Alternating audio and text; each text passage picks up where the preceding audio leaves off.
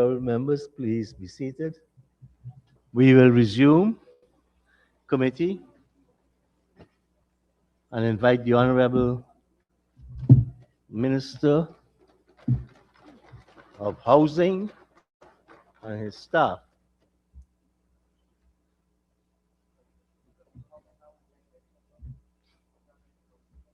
Honorable members, let's turn to pages 246 and 247.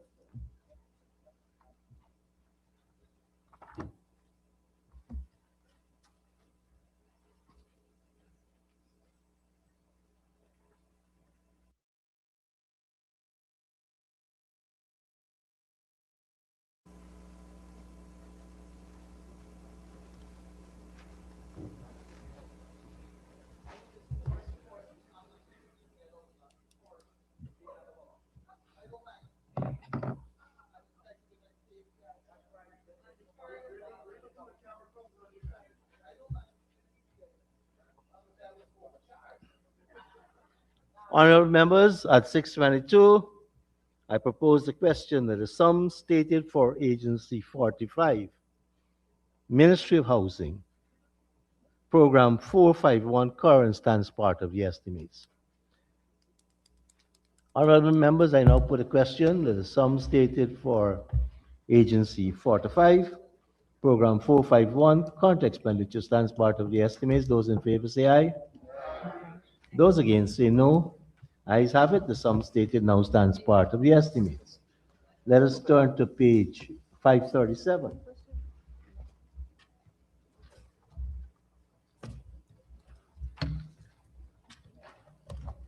And I propose a question that the sum stated for Agency 45, Program 451, capital expenditure stands part of the estimates. Honorable members, I now put the question that the sum stated for Program 451, capital stands part of the estimates. Those in favor say aye. Those against say no. Ayes have it. The sum stated stands part of the estimates. We can turn to pages 248 and 249. And I propose the question that the sum stated for Agency 45, Program 452, current expenditure, stands part of the estimates. Honorable MP? Good afternoon. Mr. Chair, with reference to Volume 2, page 217, Indicator 11, can the Honorable Minister state how many allottees are currently awaiting transport titles despite making full payment? Honorable Minister? Mr. Chairman, for those who have signed and are waiting, their title will both depend on which area, so the certificate of title or transport, would be in the estimation maybe about 5,000. I'm referring here to persons who have signed, because you will have persons, for example, who have not signed the agreement, right? Thank you. Honorable Minister, follow-up. Go Can ahead. the Minister inform this House what is the number of backlogs according to the pending applications, new applications, and transport titles? Honorable Minister? The number of backlog for Pending applications, new applications, and for the transports and titles. Mr. Chairman, I can go into some details, but can I get the line item of which it falls under? She's dealing with the general policy. And Yeah. we've allowed some know. discussion on the policy for which the allocation under this head. So, for example, pending applicants in the system, so I'll take them one by one.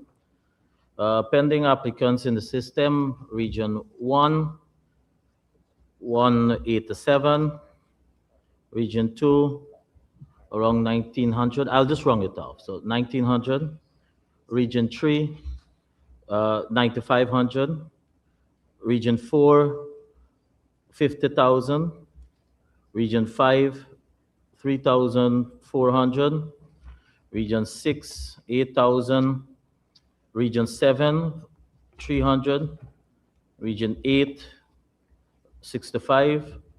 Region 9, 850. Region 10, 3,000. Those are the pending applicants we have in the system. Thank you, Minister. Thank you, Minister. Another follow-up question. Go ahead. What system would be in place to deal with these backlogs? So, Mr. Chairman, I want to allude to our public commitment. And so, first of all, we've committed that we will clear all of the backlogs in all of the regions and recognizing the volume that we have in Region 4, we will still work assiduously to reduce that amount. That also is dependent on availabilities of access to lands, etc. And also, do not forget, we have a commitment that we are building at least 40,000 houses over these 5 years. So if you take that into consideration, when I, of the 70 plus, 75,000 plus, if you take into consideration that of that region 4 alone is 50,000, that will tell you that obviously we will reduce region 4 by a great margin too. What are we doing? We have, if I can go into the project, because the answer is actually in the projects that I have here. So it's on the capital. I don't know if I can go straight into answering them You or can. wait until we reach the capital. No, let's take the cap when we reach the capital. Right, but general answer before we go into those details. What are we doing? We are accessing, acquiring lands first of all, and then simultaneously, once we acquire, we do the necessary design, as well as tendering for the work, the infrastructure works. And so work has already started in that regard to ensure that we will meet our commitment. Thank you, Minister. Thank you, Mr. Chair. Thank you, Honorable Member, Ms. Cornelius. Honorable Members, I now put the Honorable Member, Mr. Mahi. Thank you, sir. Sir, 6321 Central Housing and Planning Authority. Would the Honorable Minister be kind enough to tell us the salary, under wages and salary, the salary of the CEO of Central Housing and Planning, please, and benefits? So, Mr. Chairman, the whole aspect of what we have here is not just on this allocation, will not be just the salary for the employees for CHPA. There are other expenses. But to answer your question directly, the salary for the CEO of Central Housing and Planning Authority is $1,229,794. That's his basic salary. And his benefits, Mr. Chair? The allowances, sorry? Sure. So in addition, he also gets duty allowance, as in contracted. The twice, say the 2 6 months gratuity, duty allowance of 110,000, and the vacations 1 month. Thank you, Mr. Chairman. Honorable Member, Mr. Duncan. Thank you very much, Mr. Chairman. Minister, under the same line item that my colleague posed that question, could you tell us in terms of oversight for the projects that you run for this new fiscal year? I noticed that the budget has gone up tremendously, 31%. Could you tell us if there's a sum in there for additional, perhaps maybe housing inspectors, or how we provide additional oversight for the scale of what you're trying to do? So thank you. So that is why you will recognize that our staff complement has gone up a little in the projects department. So for example, in the actual project department that we're speaking about, that section alone we're talking overall 465 staff complement for CHPA. of which majority are from the projects division. We have also been working closely with, like Ministry of Public Works, we have also been engaging those from University of Guyana. So generally, a student who's coming out from University of Guyana, by the time they are graduated, they're already on the whether Ministry of Public Works or Ministry of Housing.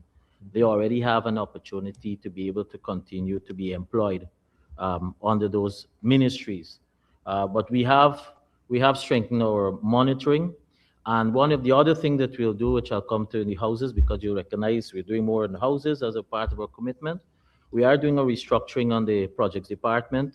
So yes, we have a housing unit, but that housing unit now will be further strengthened with some additional clerker works as well as engineering technicians to be able to effectively help with the monitoring on the construction side simultaneously. Because while we have infrastructure works on the roads, our increased workload now includes the houses.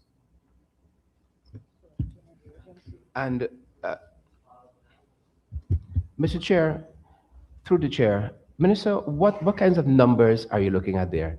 And as you're answering that, I've noted also that this is external monitoring. How are you beefing up what's happening internally as well? I've noticed, for instance, in the 2024 Audit General report, there's some not too flattering things there about overpayments and weak internal controls, missing procurement documentation, a number of other things there spelled out. How are you guarding against this kind of repeat? Yeah, so it starts first of all from the top, from the officer, the officer responsible for accounting and the permanent secretary.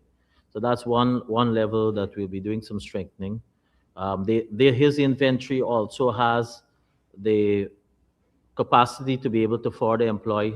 And while the project department has engineers, he can also employ the engineers as well, relevant staff to support in terms of monitoring from the top.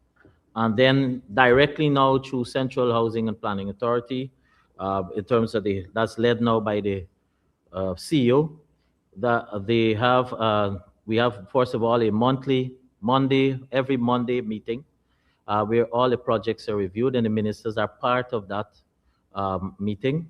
In addition to that, government, right through all the sectors, we also are benefiting from a new platform that has been established, whereby all the projects are listed there. And so you have real-time information on every aspect of a project under the ministry, whether it's delayed, how much is delayed by, uh, aspects of if you have other challenges that can be dealt with. So we have in beefed up or in terms of review, but this is done weekly now because quality control is important. And I'm not naive to a lot of complaints that we've had recently in terms, for example, with the houses. Not so obviously not so much on the other type of infrastructure, but so we're cognizant of what is required to ensure that we have the best value. Mr. Chair, Minister, how are you guarding against, appreciate the response, how are you guarding against, for instance, fraud where land might be being sold, not through the legal channels, through CHMP? I think there was at least one instance of that quite recently. Just yesterday, I think I saw a notice out, an individual, I think in Maka. How are you trying to prevent that going forward? That's a clarification, though. I'll answer you. Well, not every notice refers, not every time you see somebody, they refers that they've committed a fraud. I just want to put that clarity. But in terms of fraud, yes, we do have it. We do have innovative methods sometimes people embark on. We have an enforcement department. In fact, that enforcement department is headed by once a former acting commissioner of police. So you'll understand the level of which we have somebody responsible. They work in close collaboration with the Guyana Police Force. One of the area that we have a weakness in is there are a lot of times when the witnesses are required to give the necessary statement to take to completion in terms of being able to prosecute someone. And that's where we're lacking in that regard. And I'm using this platform here to encourage persons to please If you have encountered or you've been approached, feel free to engage our enforcement department or directly to the Guyana Police Force. We have, however, to answer you though, we have had recent successes in terms of dealing with such persons.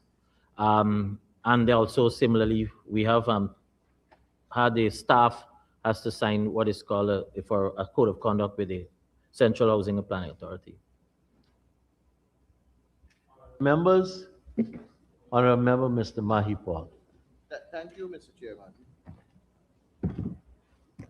Mr. Chairman, on the other goods and services purchased, sir, there are several persons who have paid for house lots, and they have their receipts and so on, but they don't have access to the land that was already under development. As we know, several areas are under development and so on. Does this sum cater for the completion of those areas so that people can begin to access their land and go ahead with construction? And when I say cater for it in the sense of providing with the necessary infrastructure, work, and so on. Honorable Minister. So, honorable member, then may I just use the opportunity probably to go in depth into what we'll be doing at Central Housing? So, but you'll have to ask under the right head. Go ahead. If that So, is because captured in another head, the let- infrastructure works required to make the areas ready are capital. Capital, exactly. So that's, yes. So would the Honorable Minister be kind enough to tell us what this 4,987,168,000 line item? cater for? line item. Other goods and services purchased for central housing and planning. Honorable Minister.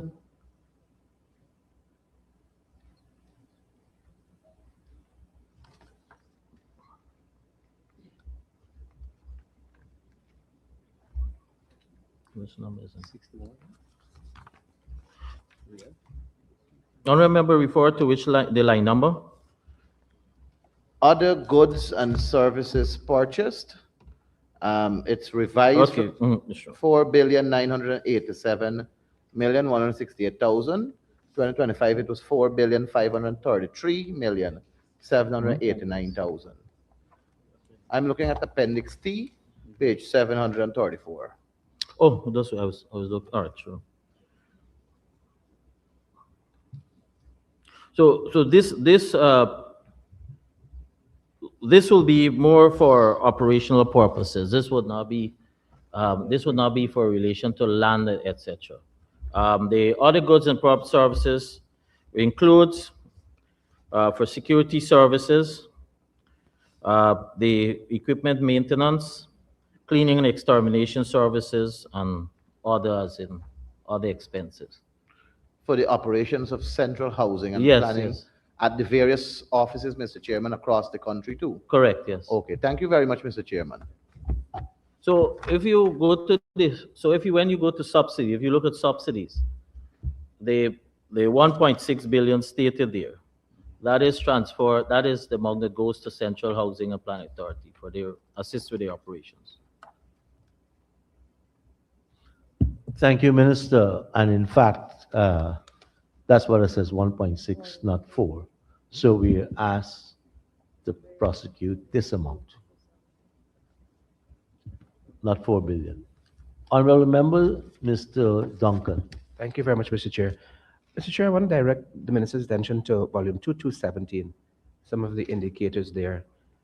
Minister, I noticed you projecting to do 8,000 homes after doing 578 last year. But in titling, you were only doing 7,000 titles in terms of your projection. I've noted in your previous response, you did say you're trying to clear a backlog, but it seems as though this year you're also creating a backlog. What is the reason for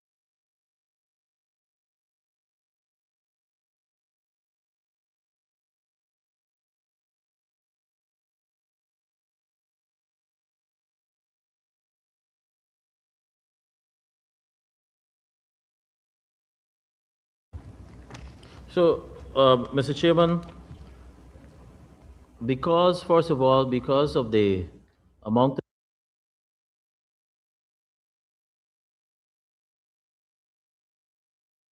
of pending applicants that we have, and because what we want to do as quickly as possible to ensure that we can provide access to housing. We don't have the luxury, as I would have heard the previous suggestions, of being able to await, first of all, to complete every aspect in preparation of land and then move on even for processing. So sometimes these things take time. We do not allow persons to sign until one, that they have access to their land, and two, until we have ownership. The volume of titles that we're now processing now it's pretty voluminous. So we don't have full control at Central Housing and Planning Authority in terms of us alone processing. It goes through the land registry. In fact, this morning, with my colleague Minister Ben, we would have had an engagement at the land registrar on looking at how putting systems in place to be able to process even at a faster rate. They have done improved, and we have a close working relationship. In fact, we have a staff who's directly related, working in relation with the land registry to be able to process titles. You will recall the titles will not only be housing alone, you'll have other agencies, um, government agencies, even from lands and survey or the Attorney General Chambers. We have private persons. So I do not agree with the thinking that we're creating a backlog because, for example, over the next few days, we'll be signing a number of new of areas that we could not been able to sign. Starting, for example, Borby 7576. And while simultaneously we're doing infrastructure, Honorable, while we're doing infrastructure for the new areas that we will have, the houses and the new allocations, we are addressing the backlog for the titles. Thank you, Minister. Mr. Chair, I am assuming when you say signing, you're talking about signing the agreement of sale, Yeah, Minister? so when you sign for the agreement of sale and to process the title. You do both. Mr. Chair, the same indicators at number one. Minister, how do you define occupancy here? How does the ministry define occupancy? I notice you want to do a 10% increase for this new fiscal year. So it's recalculate those. We have, so for example, for an area with the technology we have now with drones, etc. That you have there on occupancy is the actual proportion of the calculation of persons who are residing or who have constructed, because I won't know who's in the house, but persons who have built within the area. That's what we would measure for the occupancy. All right. I think we can put. Thank you, Minister. Honorable members, I now put a question that the sum stated for Agency 45, Program 452, current expenditure stands part of the estimates. Those in favor say aye.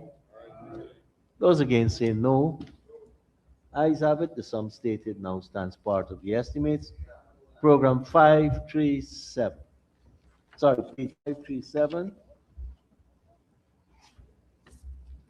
And I propose the question that the sum stated for program 452 capital expenditure stands part of the estimates. The honorable member, Ms. Cornelius.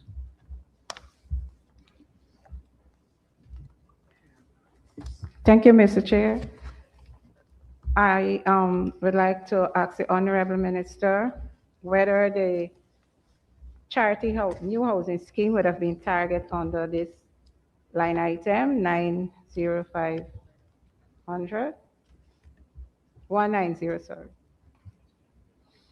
So thank you, Mr. Chairman. Mr. Chairman, so charity new housing area, as you will be familiar, we did allocate in that area. But why we have delayed showing persons for that area is because the extended portion in which the new housing scheme is developed, it's a little low. Ministry through the Ministry of Agriculture, the NDIA, they have just commenced a new project that has a macro drainage of charity. Two exercises they have. One for the putting in of a pump on the river dam, and the other one is for a new drainage system to drain the new, which is in the Joseph Boxton area for charity. Our new housing development, I put in a new drainage channel. They have already awarded the contractor Project. It. so physically you didn't see it because the contractor had mobilized. 2 weeks ago they would have signed. Okay, thank you. Thank you, Minister. Honorable Member, Mr. Campbell. Thank you, Mr. Chair. Minister, forgive me for returning to this question in a roundabout way, but I'm speaking to project code 1903-100. It is for 150 billion. It says provision of housing units, nothing specific, and allow me to also go to book 2, volume 2, and to your indicators. And you say there, number of informal settlers relocated, 133, with a target in 2026 of 500. I previously tried to raise this question, and I did mention the Ministry of Housing, because I have encountered, as recently as last Wednesday, I believe, people who were about to be relocated and did not have any temporary accommodation, and where they were about to be relocated, the infrastructure was not there. So I'm asking if the ministry has considered housing or some humane approach to this situation. And Mr. Chairman, I believe I've laid it out clearly across all 3 books on this occasion. Honorable Speaking Minister. generally, it was suffice. Thank you, Mr. Chair. Mr. Chairman, allow me to do two things. One, to outline what the $150 billion entail, and two, to answer on squatting. Mr. Chairman, first of all, we must always start on the premise that squatting is illegal. And as leaders and as more so political leaders, we have a responsibility to encourage persons to do the right thing. And we must always start on that premise. And similarly, similarly, while we have an aggressive program to address squatting, that is why equally we have an aggressive program to address persons who have applied the right way, who are awaiting, and who have followed the law and order in our country. And so sometimes some of the squatting that we have, it can be addressed quickly. It will be helpful if leaders, and more so political leaders, also encourage these squatters to do the right thing. Now, the $150 million entail for, we have $150 billion have for rollover projects that we have to pay final payments for, and as well as progressive payment. For $48.2 billion for new initiatives, $1.1 billion for regularization of informal settlements, $2.275 billion for land acquisition for development for new housing schemes, $2.65 billion for the utilities, the infrastructure for the utilities, and $5.4 billion for infrastructure upgrade in existing areas. Now, in terms of squatting and what we have, so two other answers I'll give you. update you on some of what we're doing, and then also use this opportunity, because I know where you're going, to answer what the $7.5 billion that the Honorable Minister of Finance would have alluded to in his budget speech.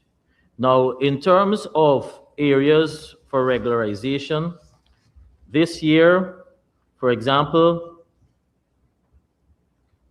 we are expected to bring conclusion in Limasan Housing Scheme, Walton Hall, Mariah's Lodge, Paradise Gym, Plantation Best Reserves, uh, Plantation Best some former and their number of parcel lands, Port Joint Reserve, Virginujan Sea Defense, Nonpareil, or what you know as Collagen, the Endrak Railway Line in Region 3, the Monrepo Railway Line, there's a portion of 32 persons there, Plantation Vigilance, Bladen Hall, Strathspey, Plantation Betterfuactin on the railway line, Block K and J Fowles, Ichuni,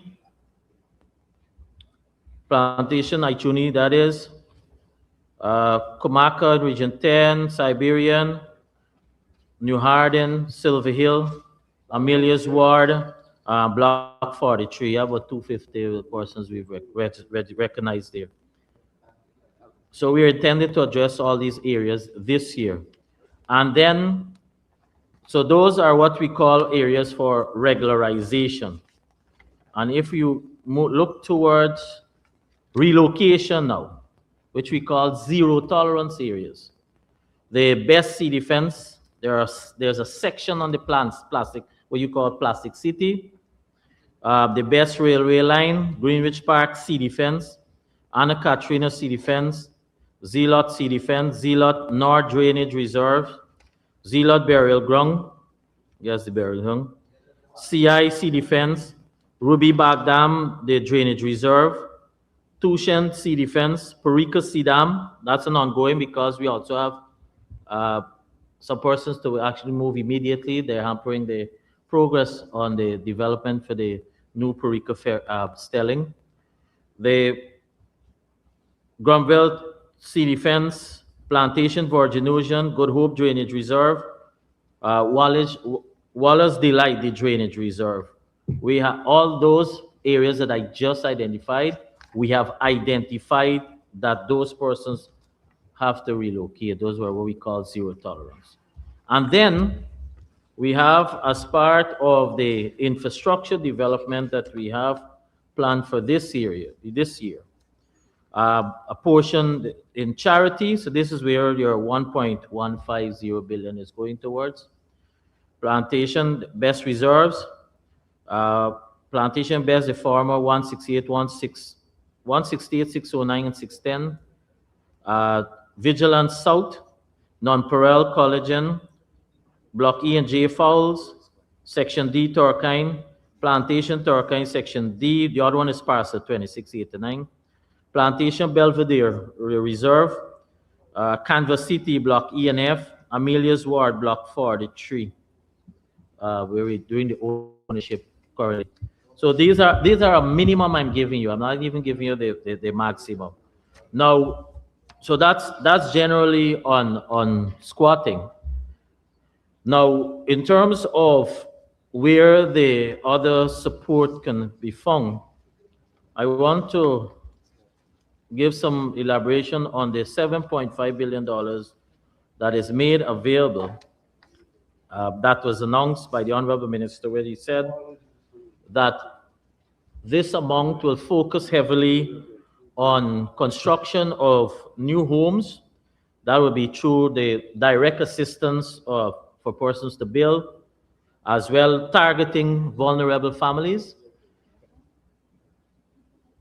construction of some core homes, as well as incentives to encourage affordable home construction.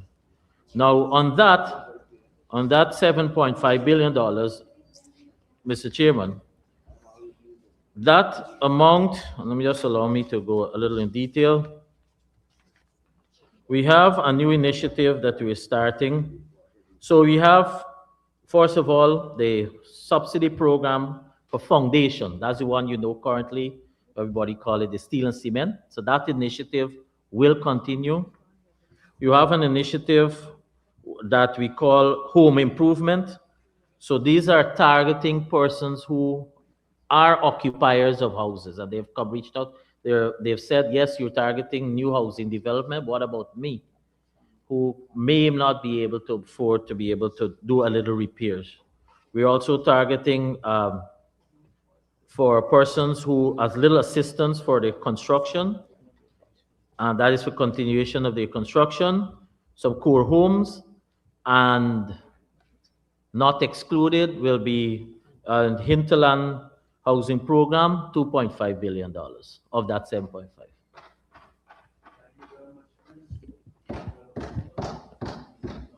Mr. Chair, Minister, you did mention in terms of relocation, Parika Sidam. Is there a hierarchy in that list that you have there? I know the Minister of Public Works, who has left us for a little bit, he has an aggressive program he outlined earlier for the wharf selling, whatever they're doing there.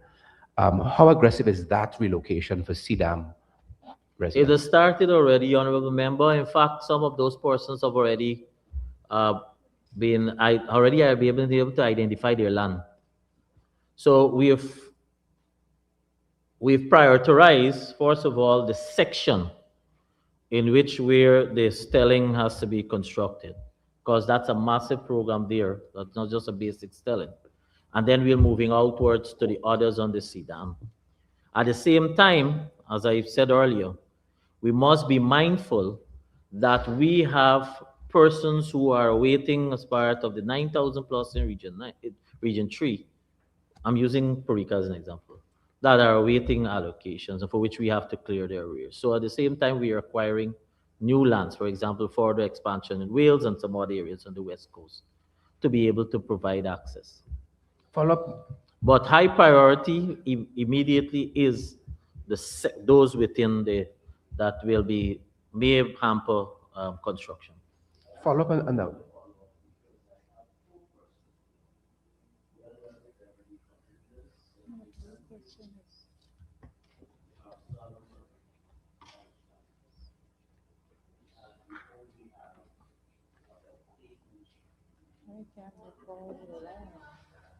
Take some from Thank you, Mr. education. Chair.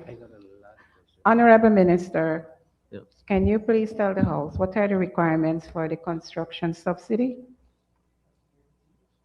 Or So, I'm sorry, the criteria. so, Mr. Chairman, what I omitted to mention, while we have announced this, the modalities, the criteria, the parameter, because that's taking consideration employment, etc., those will be announced in due time. But we have put in the provisions here to, as part of this year budget to be implemented. The one that we're clear on would be the foundation, the one for the foundation, so the steel and cement subsidy program, as you know, because that is clear cut, and then obviously the core houses. Thank you, Minister. Thank you, Mr. Chair. Thank you, Minister. Honorable Member, Mr. Andrews. Mr. Speaker, I think, sure. I'm giving you the floor. If you don't want it, I'll go on to the Honorable Sharma Solomon. Honorable Maipol. This is, Honorable Member, Mr. Duncan. this, Mr. Chair, on the same line item we're following, the same program rather, I wanted to ask the Minister, in terms of some of what's happening in Bartica, for instance, we saw the 5 mile, I think, extension. Some of the homes were built there. There's a lot of defects that were reported, and the project there seems to be at a standstill. I wanted to know if finishing that project is within this line item this year. Honorable Minister. Mr. Chairman, no, that's not correct. There is no standstill in the construction of the houses at Bartica. What you may have had would have been termination of a contractor, but not at a standstill. And in fact, we have available house unallocated as yet for how persons in particular who are pending applicants that are interested in the houses. A Thank you follow-up, very much, Mr. Chair. Honorable Minister, Honorable Member, Ms. Dawn Hastings You want to Williams. move back to Mr. Barton? Chair, Honorable Member, Ms. Dawn Hastings Williams.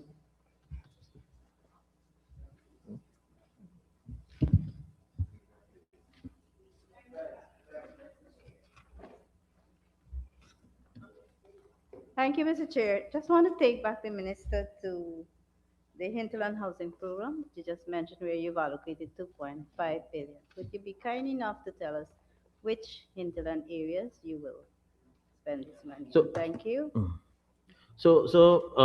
Mr. Chair, even similarly for the, like what we've added for the coastland, we're also for the hinterland. So I won't be able to identify the areas now because I'm Okay. explaining the parameters on which it to be done. So similarly for the hinterland, we're also going to be adding the aspect of support, like somehow, like what they have, for example, where some of them are utilizing the LCDS for home improvement program. That is in terms of materials. So because a lot of it is not necessarily persons have their own home, but they want to do a little improvement.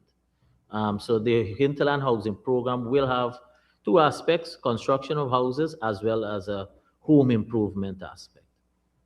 And similarly, because you have to have some determining factors of how you will determine who Yeah. can be prioritized to be helped, because everybody will want to help. So that will be similarly like the coastland. We will announce that program in due time. Thank you, Minister. Thank you. Thank you, Minister. The Honorable Member, Mr. Duncan. Mr. Speaker, under the same program,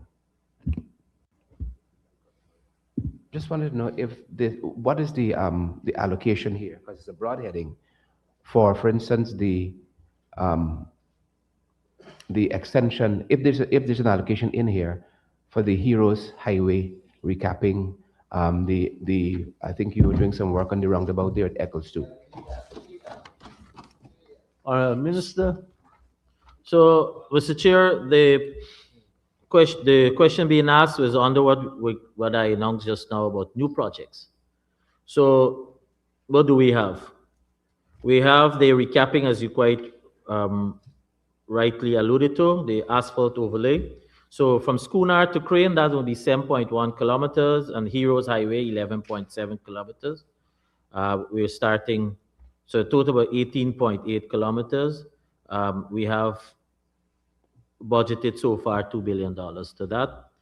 On this same project or same line item, we have the commencement of the construction of the highway that is from Schooner to Porica. We're talking about 20.8 kilometers. And then we also have a new access road to be constructed, starting first of all from Lenora to Vorsails, about 7.7 kilometers. Thank you, Minister. Honorable Member, Mr. Andrews. thank you very much, Mr. Chair. On the same line item, Minister, you did not, by any chance, is the Heroes Highway Phase 5 from Landacanon to Soosdijk, is that included? If it is, what is the total cost of that project and the kilometers? Honorable No, Minister. no honorable member. No, it's Thank not you, sir. included. Thank you. Honorable Member, Mr. Sharon. What you Sullivan. have though is the completion of the Bosby Dam Creek to school to Landacanon. Follow up, Mr. Speaker. Go ahead. Mr. Chair, so we don't foresee that project coming on board in Yes. 2026? The identification of the funding is going through another means. So yes, there will be a continuation from Landacanon going to Soosdijk. In fact, the alignment has already been determined. Thank you. Thank you, Mr. Chair. Just to the minister, in the 1.1 billion for relocation and regularization, you said block 43, I'm assuming that's Prossville. how many homes would that be? And the Prossville community is connected to Andyville and Rassville. Are those two communities up along with Prossville for regularization? One. And the relocation of persons at the Kukwani waterfront. Is it that these persons are part of that relocation, and where are they going to be relocated to if that new scheme that's being provided for, and if they're going to be paying for that? Thank you very much. Honorable Minister. So the last question first, let me answer, honorable member. The Kukwani waterfront, first of all, the relocation was a commitment that was made by the president and then followed up by the honorable minister of natural resources. I went myself. We engaged all those persons, and that's how we had the development of the new Kukwani housing development. The dilemma you have, which Honorable Bishop will allude to, is that you have some persons who are continuing to expand even their home on the waterfront and seem quite comfortable where they are.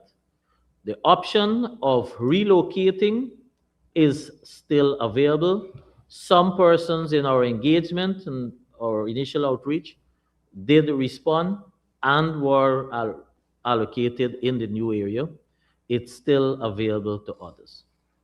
In terms of the regularization, the 1.1 billion dollars with Region 10, we are working in close collaboration with two agencies, both NISIL, which you know a lot of the lands are under, as well as Guyana Lands and Survey Commission.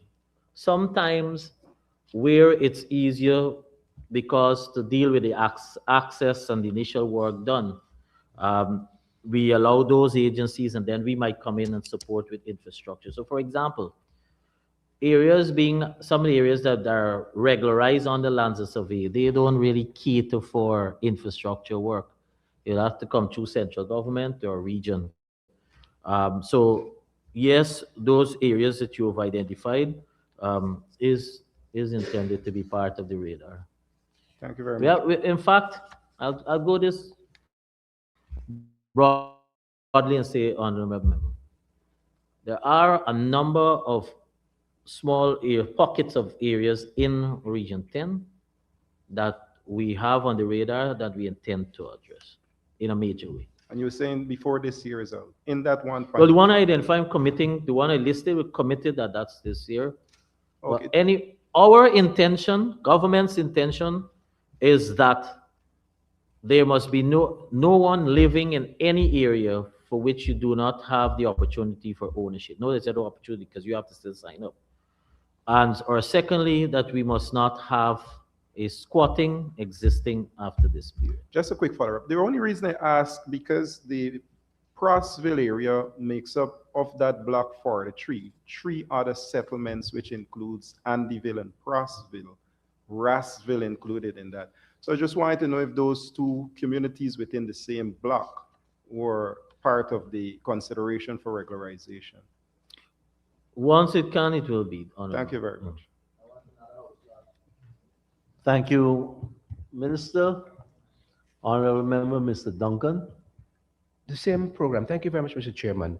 Minister, Silica City, in this sum we hope to appropriate, what is the figure for Silica City continuing development there? And when do we intend to complete the development of Silica City? And Minister, I've noted that Silica City is ahead of some housing schemes that have started before. Could you say if there's anybody who has actually moved into any one of the houses there? So Silica City, honorable member, Silica City has different phases and different focus. So what we're implementing there is part of a master plan that has already been determined. So when we allude to phase one will be for construction or the construction of, at the first phase, 110 young professional houses. There are available lots in the very phase one, for which currently they are going through with a procurement for the contractors to complete those, to build on the existing lots under phase one. In terms of the 110 houses, we have approximately 50 of those that are complete. Persons who have been allocated have already signed who have been allocated because they can sign for that portion. We have ownership, and they have moving on to the next process. In terms of if anybody is physically living there as yet, you will have a few who is into that transition. Then, that's all. Then you have the phase two, for which the infrastructure work has already started, and that area will encompass townhouses type of construction, etc. With that also, to come on stream on Silica City, you would have seen us. We went out for expression of interest for retirement home and the health hub. So at this phase, the expression of interest already open, and they are going through that evaluation. That is led by the head of the CHPA. And so the retirement home and the healthcare hub are two sections that will come on stream during this year, based on Thank, the evaluation of the expression of interest. thank you, Minister. Mr. Chair, the question of the appropriation here for Silica City. So the under, let me give you exact then. So under the phase one, for where the houses are, we do not have to expend for phase one type infrastructure, that is, right? We do not have to invest any further. What we have catered here for is for the sewage network and utility lines for wastewater management, etc., within the very areas of that we've built the houses and where we go into phase two. So that is what we've catered for on this year budget. $600 million there. You would not see resources, for example, the retirement home, etc., because those will be done by the developer. Thank you, Minister. Mr. Chair? MP Sharma, Yes, just quickly because on, this will be the last question. just quickly on the Kokwani housing scheme that you mentioned that the waterfront residents were encouraged to move to. Just quickly on the expected completion of that scheme and in terms of the budgetary allocation, is there anything in the budget for that scheme this year? Honorable Minister. Go further to tell you, we plan to also construct houses there. That will be part of the 8,000. In terms of the housing development, Timelines. yeah, sure. So one of the contractor, so there are two lots. One of the contractors already complete, and so persons can, in due time, will be able to start seeing their lot. The other one is nearing completion. Thank you. We're always within this year. Thank you very much. Thank you, honorable members. Honorable members, we started at 6:22. We had 45 minutes for this Can you head give me and some 7 minutes education of saving. Minister, you wanted to No, say? I was saying you can give me some of education time. Unfortunately, the Honorable Chief Whip of the government says I can't bring up time. I can carry over, but I can't bring up. So we are at 7:15 now, according to my clock. 1 minute over. I put the question So okay, that the sum stated for program 45, 4452, agency 45, capital expenditure, stands part of the estimates. Those in favor say aye. Those against say no. Ayes have it.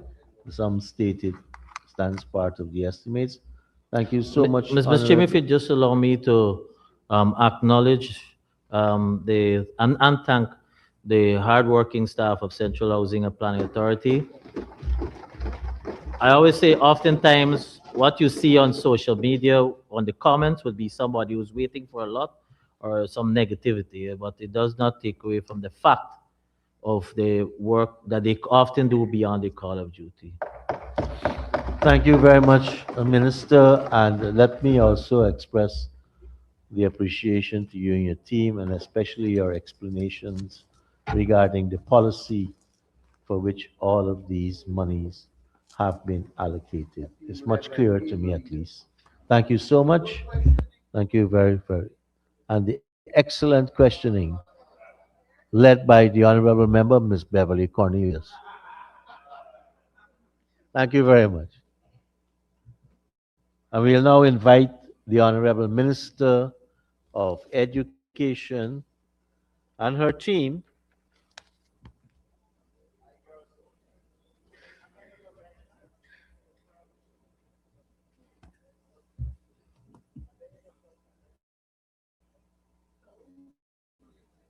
No, honestly, we don't do enough of that kind of thing.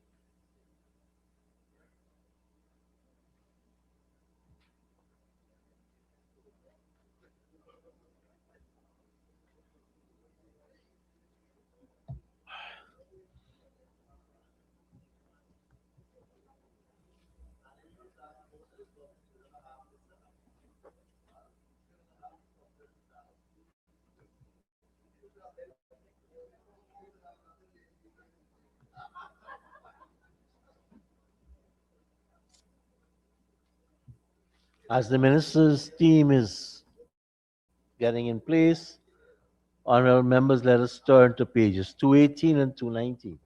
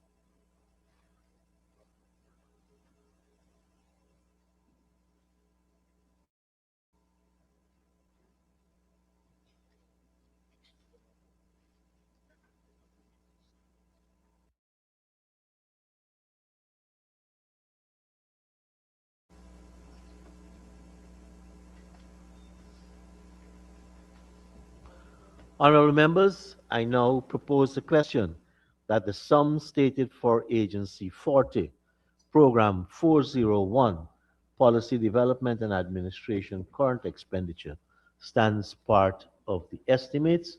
The Honorable Member, Mr. Campbell. Thank you, Mr. Chair. Honorable Minister, I don't want the question to come across as being adversarial.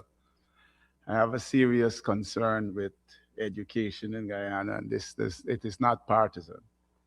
Um, I am raising it on the line item 6113, and it's because I'm not certain where the personnel might be. I'm thinking that's where it might be. The One of the things that has afflicted us for decades is a high, particularly secondary school dropout. If I turn to your performance statements, one of the strategies is to collect and analyze data in the education sector to inform policies and programs. I believe that it's very important for us to have up-to-date data on secondary school dropouts. And second, to have a strategy in place to reduce this in the national interest. Um, can I, can you say whether you've made provision on the 6113 or maybe one of the other lines to achieve this outcome? Thank you very much, Mr. Speaker. Honorable Member, thank you for the question, but I think 6113, while you're looking at the policy, our 6113 in this line item is actually dealing with the sum that is allocated here, and it goes towards a decrease that is due to the resignation of one assistant accountant, whose salary would have been 122,693. So and that's in relation to the particular line item. I think what you're asking is outside of the line item.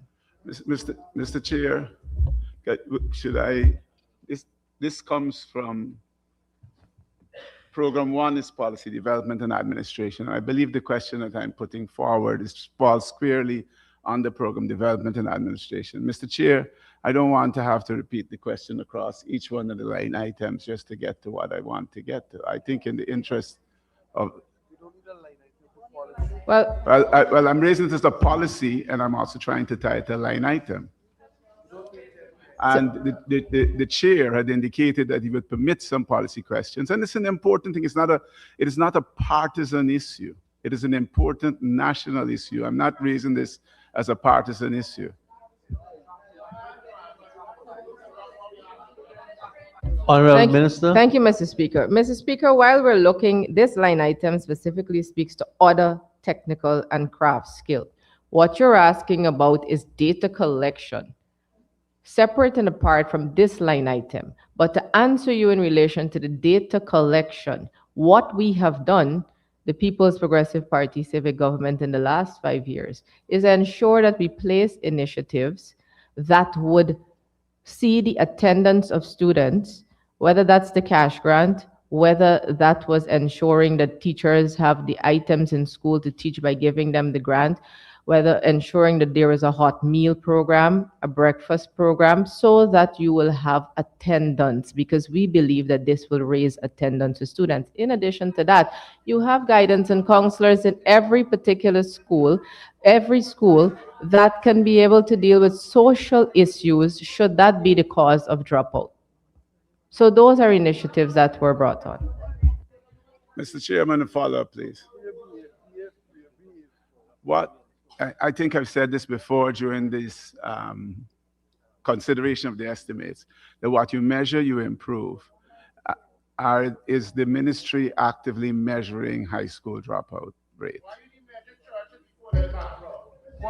Thank you, Honorable Member. We are actively measuring that. And in addition to that, we're looking at also retraining guidance and counselors more in line with psychologists or psychology training. That will be an upgraded training. So there are initiatives that are in place. Of course, access to school is a big deal. And in the last 5 years, there have been so many secondary schools that with the completion of the secondary schools that we have not completed, you will have universal access to secondary school. So access is a big deal. And we know that we live in a very geographically challenged country in terms of the hinterland and the rural areas. So access is a big deal, and that can also be a reason for dropout. One last follow-up, Mr. Chair. Thank you for that answer. Can you say whether the data, which I think is important, will ever be shared publicly? I haven't been able to see data. Mr. Speaker, thank you, Honorable Member, but it is in the budget, it is in the estimates, and it is there every year. I know that there was a question, I think, on one of the order papers, and it is actually there. The only thing I saw, Honorable Minister, was matriculation rate. I don't think I saw a secondary school dropout.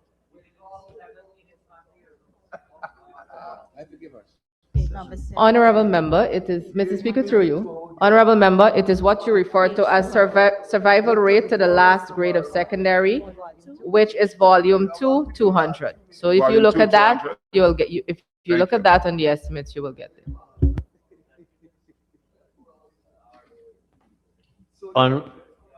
Honorable Member, Dr. Barker. Mr. Chairman, with reference to line item 6301, education subventions and grants, I have noted that in the revise for 2025 is 277,652,000, and the allocation that is now being sought is 930,864,000. Can the minister state what new subventions and training have contributed to this drastic rise? Honorable Minister. Thank you very much, Mr. Speaker. Thank you, honorable members. So 6301 is specifically subvention and grants. 6302 deals with training. So I will deal with what the 653 is for. That is for CXC subsidies, 853.3 million. Breakdown of CAPE, 665,666. That 65,000 equals 43.3 million. Plus you have the CSEC of 13,000. 35 students will be 51 at 51,900, which will equal to 676 million, plus 15% increase in the fees from 55,000. Yeah. Thank you, Minister. And that's the update. Thank you, Honorable Minister. With reference to 6116, contracted employees, can the Honorable Minister state for the Assembly who are the 24 new contracted employees? Honorable Minister. Thank you very much, Mr. Speaker. Thank you very much, honorable member. We have one information and communication technician specialist, one coordinator, 5 engineers, 1 program manager, 5 system development officers, 3 technical assistants, 4 clerks, 2 data processing clerk, 1 expediter, and 1 porter. Thank you, Minister. Honorable Member, Mr. Barker. Thank you, Honorable Minister. Could you state for the Assembly more specifically the contracted employees who were hired just after the elections on the 1st of September? Their names, please. No, we don't, we, honorable member, through the speaker, we don't give. Just their designation, then, Minister. Thank you.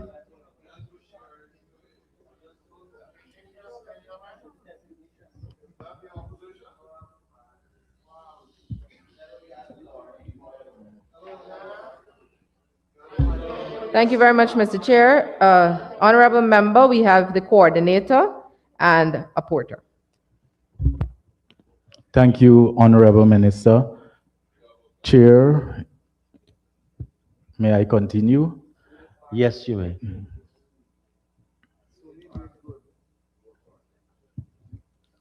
I'm looking at line item 6284, order.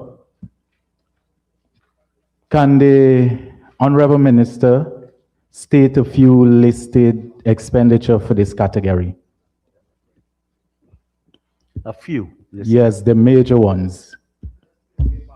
Thank you very much, Mr. Chair. I'd be very happy to. I think the honorable member might be very happy to hear this, that the increase adequately caters for payment of stipend to English as a second language for teachers, which will increase from 96 teachers in 2025 to 160 teachers in 2026. The increase also caters for consultancy for drafting of the education sector plan. Thank you, Honorable Minister. A follow-up. Mr. Chair, could I direct the Honorable Minister's attention to volume 2 on page 192 on the indicators 14, percentage of migrant students enrolled in school participating in ESL classes. Can the Honorable Minister state for us the number of schools that are taking or carrying rather English as a second language class?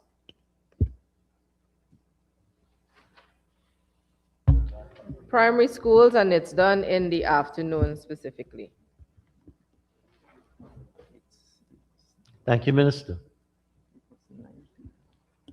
Thank you, Honorable Minister. Honorable Member, Mr. Duncan.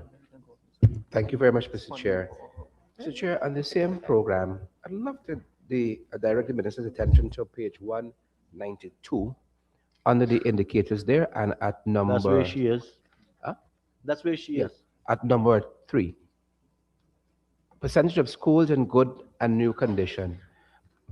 Minister, what is the outstanding work on the Hosororo Secondary School in Region 1? Thank you very much, Mr. Speaker, but that doesn't fall under this program. Thank you, Minister. Mr. Speaker. Oh. Mr. Chair, isn't this a new school? Good and new condition school, percentage. That school specifically falls under another program. A minister prepared to answer it then. Honorable Member, Mr. Andrews. Thank you, Mr. Chairman. Mr. Chairman, on wages, total wages and salaries across 6111 to 6117, I've noticed that the number of staff overall across those line items have increased by 5, but the total amount has increased by 185 million for an addition of 5 staff. But what specifically jumped out to me in this regard is that 6111, there is a reduction in staff, but it is increased by almost $9 million. Then the other example is 6112, which reduced by 1 staff, but the count went up by almost $88 million. So we reduced by 1 staff, but the allocation went up by 88 million. In the instance of 6111, there was a reduction of 1 staff from 30 to 29. That went up by 9 million. Overall, across 6111 to 6117, there's an increase of 5 staff, but an increased allocation of $185 million. On average, that is over, well, we could do the numbers, but can the, thank you, 185, let us do the math, 185 divided by 5, that's $37 million per staff on average. Can the Honorable Minister just explain to the House what accounts for this drastic increase in allocation across those line items? Yeah. So, Mr. Speaker, thank you very much. Honorable Member, let's start with 6111. Yes. So you have the registry supervisor that retired, but the increase caters for 8% increase for 29 staff, a salary range of which is $163,000, 268 to 616,952. So when I'm finished with this, then you'll do back the math. That only takes us so to let's 98 go. million. No, I'm not finished. I'm not Okay. finished. You're Sorry, going my from bad. 6111. It's okay. So allow me Thank to you. go. All right. Honorable Minister, I am allowing you. I was Thank about you, to Mr. caution him Sorry. that when he asked the question, he has to give the speaker or the chairman an opportunity to you to speak. And then he can interject once I give him the floor again. So the cross-talking, I'll stop. Go ahead. Thank you very much, Mr. Speaker. So 6112, you have a monitoring and evaluation officer that has retired at 224,000. The sum received from 6141, which you know is the shortfall and the line item that carries the shortfall, in 2025 was 91,700,000. This amount catered for the 8% salary increase for 55 staff, as well as movements within the line. So you had an assistant chief education officer moving to a deputy chief education officer. There was one promotion of a school welfare officer to a senior education officer, a planning officer, and an EPMA moving to 6116 contracted workers, and the employment of 2 senior education officers, and it goes down like that. So in between that you're not seeing there, it's there. 55 staff, 29 staff. Thank you Thank you. Thank you very much, Mr. Speaker, Mr. Chairman. Hi, thank you, Mr. Chair. Honorable Minister, I draw your attention back to the indicators on page 192. 14, we're looking at the migrant students. I have noted that you have 60% for 2025, and you expect to have 75%. Can you state for the Assembly how many migrant students consist of this 60%?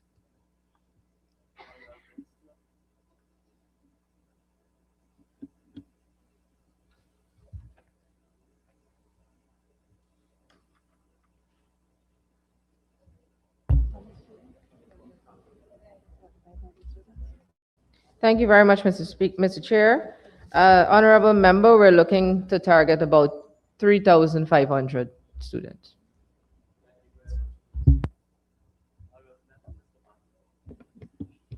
Thank you, Mr. Chairman. Very quickly, I have just 2 questions. Thank you. Under 6116, there are 224 employees for 2026 contracted. May I ask the Honorable Minister how many education officers are at the Ministry of Education there under this program on contract? Honorable Minister. Bear with me, Mr. Chair. I'll get the answer shortly.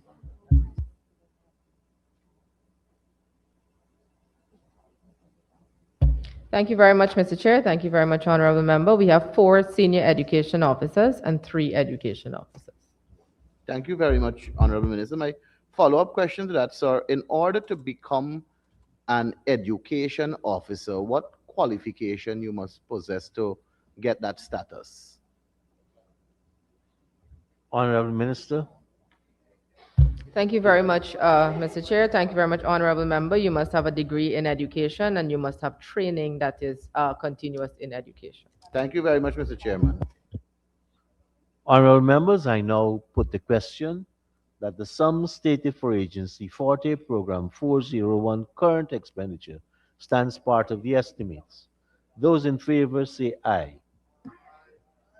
Those against say no. Ayes have it. The sum stated now stands part of the estimates. Please turn to page 533, honorable members.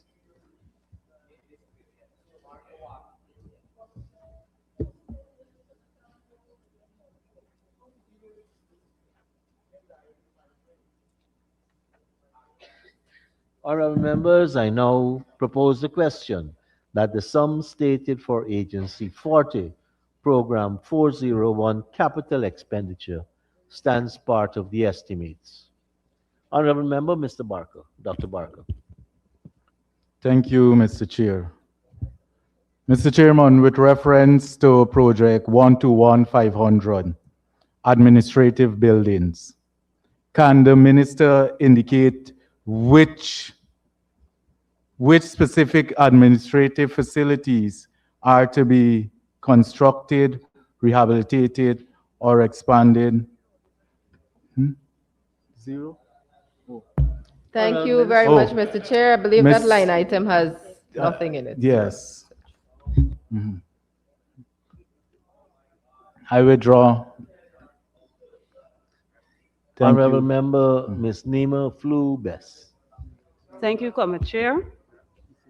Project code 2607100, furniture and equipment, provision for furniture and equipment. Can the Honorable Minister say which building or section will be using this furniture and equipment.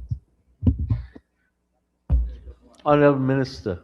Thank you very much, Mr. Chair. Honorable member, if you wish, I can list them for you.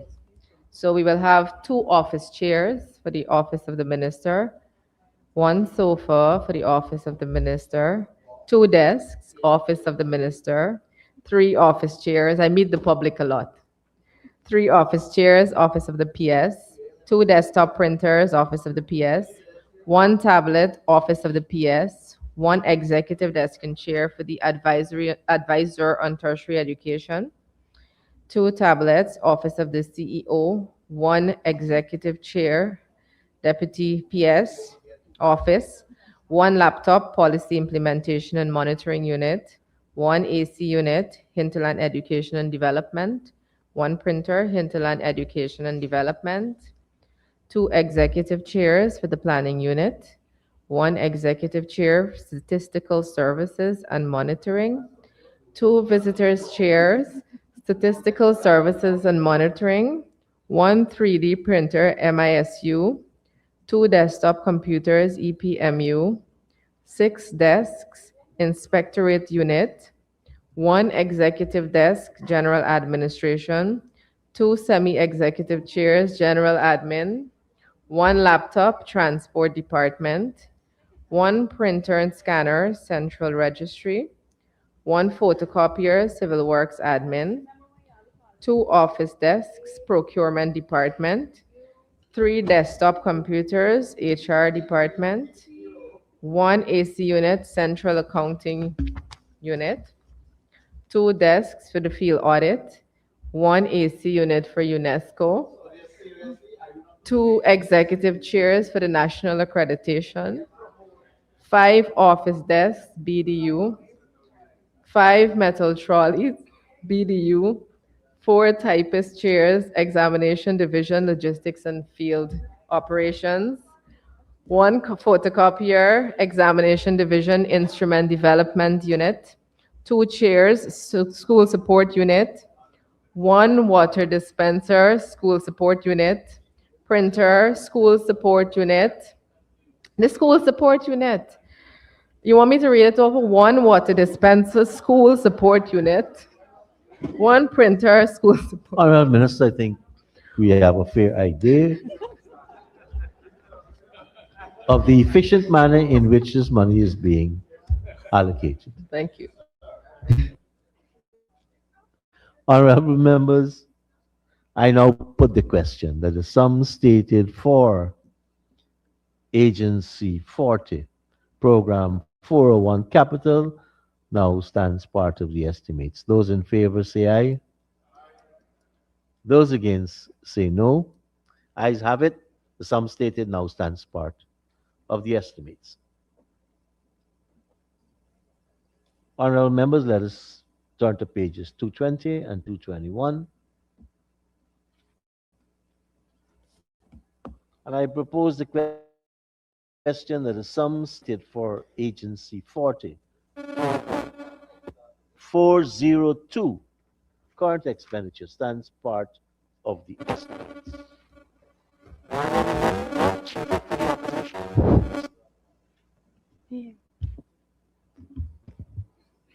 Thank you. Thank you, Mr. Chair. Mr. Chair, we're at volume 2.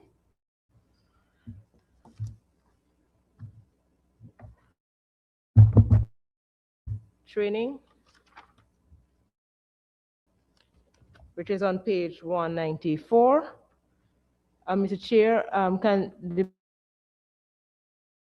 minister please state, it actually says that the ministry projects that only 5% of teachers in 2026. Does it mean that 95% of teachers across the system are considered fully trained? Thank you very much. Yes, 95% have either graduated or training, and we have about just 5%. Thank you. Follow up, Mr. Chair. Go ahead. Mr. Chair, can the minister please indicate, and if it is that we're agreeing that 95% of teachers are fully trained, how do we explain the stagnation in CXE matriculation between 2021 and 2025, despite improvements in teacher qualification levels and teacher-student ratios? Thank you very much, Mr. Speaker. Mr. Speaker, let's go to Go ahead, Honorable Thank you. Minister. Thank you, Honorable Member. So from 2020, we trained 509 teachers. 2021, 845. I'll answer your specific question shortly. 2022, 46. 2023, 1,837. 2024, 1,501. 2025, 1,345. These are trained in all different disciplines. However, Mr. Speaker, if you were to look at the matriculation rate, and especially last year with the math intervention program, which is an excellent program that has been expanded in 2026, at the end of 2025, going into 2026, from 59 schools to 82 schools, and especially in the hinterland, we have moved in 2025 by 5%, of a 5% increase in the grade. And what that means is that when you look at 5%, it may not look like a lot, but as a matter of fact, 500 students were able to pass mathematics in 2025 because of those interventions. 500 more, let me put that. And we're looking to have that percentage as well as number increase in 2026. It's not it can be a stagnation, please, Mr. Speaker. We moved in 2026, so it's not a stagnation. 2025. Thank you, Minister. Just for our questionnaires, if we start inflicting those kinds of adjectives, it will prompt longer answers, I'm confident, because all of the data could be interpreted in so many different ways. And once you ask the question and you put a remark on it, it will be appropriate for the minister to answer appropriately. Honorable Member, Ms. Nima Flubes. Thank you, Comma Chair. Same volume 2. Indicator number 3, percentage of teachers trained in SEN, special education needs. 35% I see for last year, and 5% for this year. Can the Honorable Minister say? Honorable Member, just let's go back to because I'm seeing NA against number 3. Am I wrong? Yeah. Oh, yes. You get it. All right. So am I wrong or you? No, you're correct. So, okay, sorry. Can the Honorable Minister say what level of training were given to the 35% of teachers who were trained in the SEN group? Honorable Minister. So thank you very much. To let you know, just before I get to this specific training that you're speaking of, there is a general training for special education needs at the Sarasota College of Education that every teacher is going through. And so they can move on to specialize fully from that. But they will also gain the knowledge from that particular course. But this 35% that you're looking here is a specific training that is also on the Guyana Online Academy of Learning. And so they are taking that training from that platform as well. Okay, thank you. Number 7. Number of SEN centers delivering special needs education. Can the Honorable Minister say what are the 6 new schools or institutions identified? I see in the indicator here, target for 2026. Have you identified to do this programming? Honorable Minister.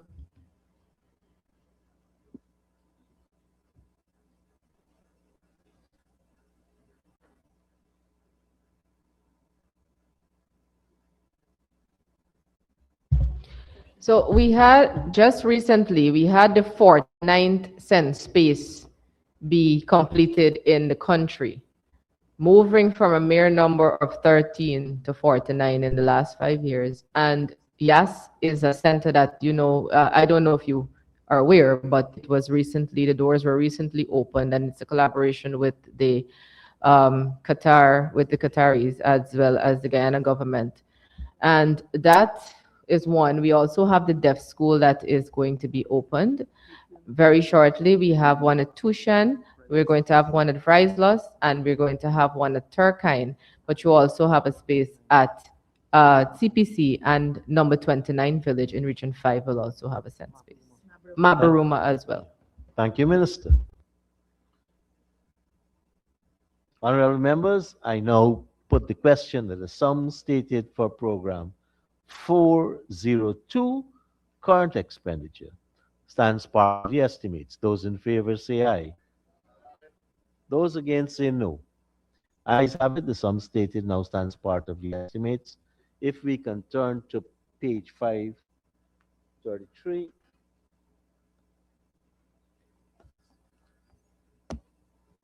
And I propose the question that the sum stated for program 402, capital expenditure, stands part of the estimates.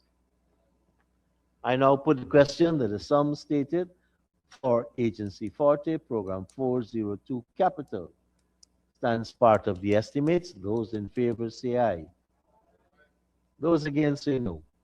Ayes have it, the sum stated now stands part of the estimates. We can go to pages 222 and 223.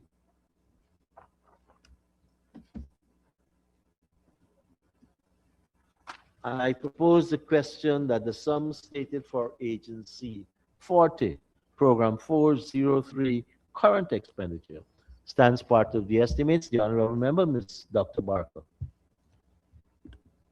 Thank you, Mr. Chairman. With reference to project 121,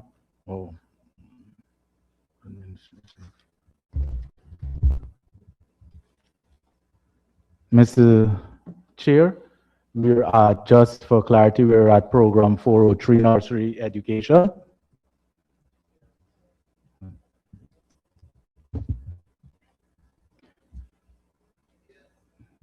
Go ahead. Yes. So with reference to 6301, education, subvention, and grants, can the Honorable Minister state a reason for the increase of that amount from 3,185,000 3,185,000 to 4,622,000,000, right? So from 3,185,000,000 to 4,622,000,000. Honorable Minister. Thank you very much, Mr. Chair. Thank you, honorable member. So this increase caters for the increase in the very successful Because We Care cash grant from 50,000 to 60,000, as well as the introduction of a transportation grant of $20,000 annually to every child registered in the school system, private and public. And this is how it goes. The distribution of the uniform grant of for 41,801 public students, 5,000 per child, and in addition to the private schools, 209,005 students, plus 6,500 students with the private schools. That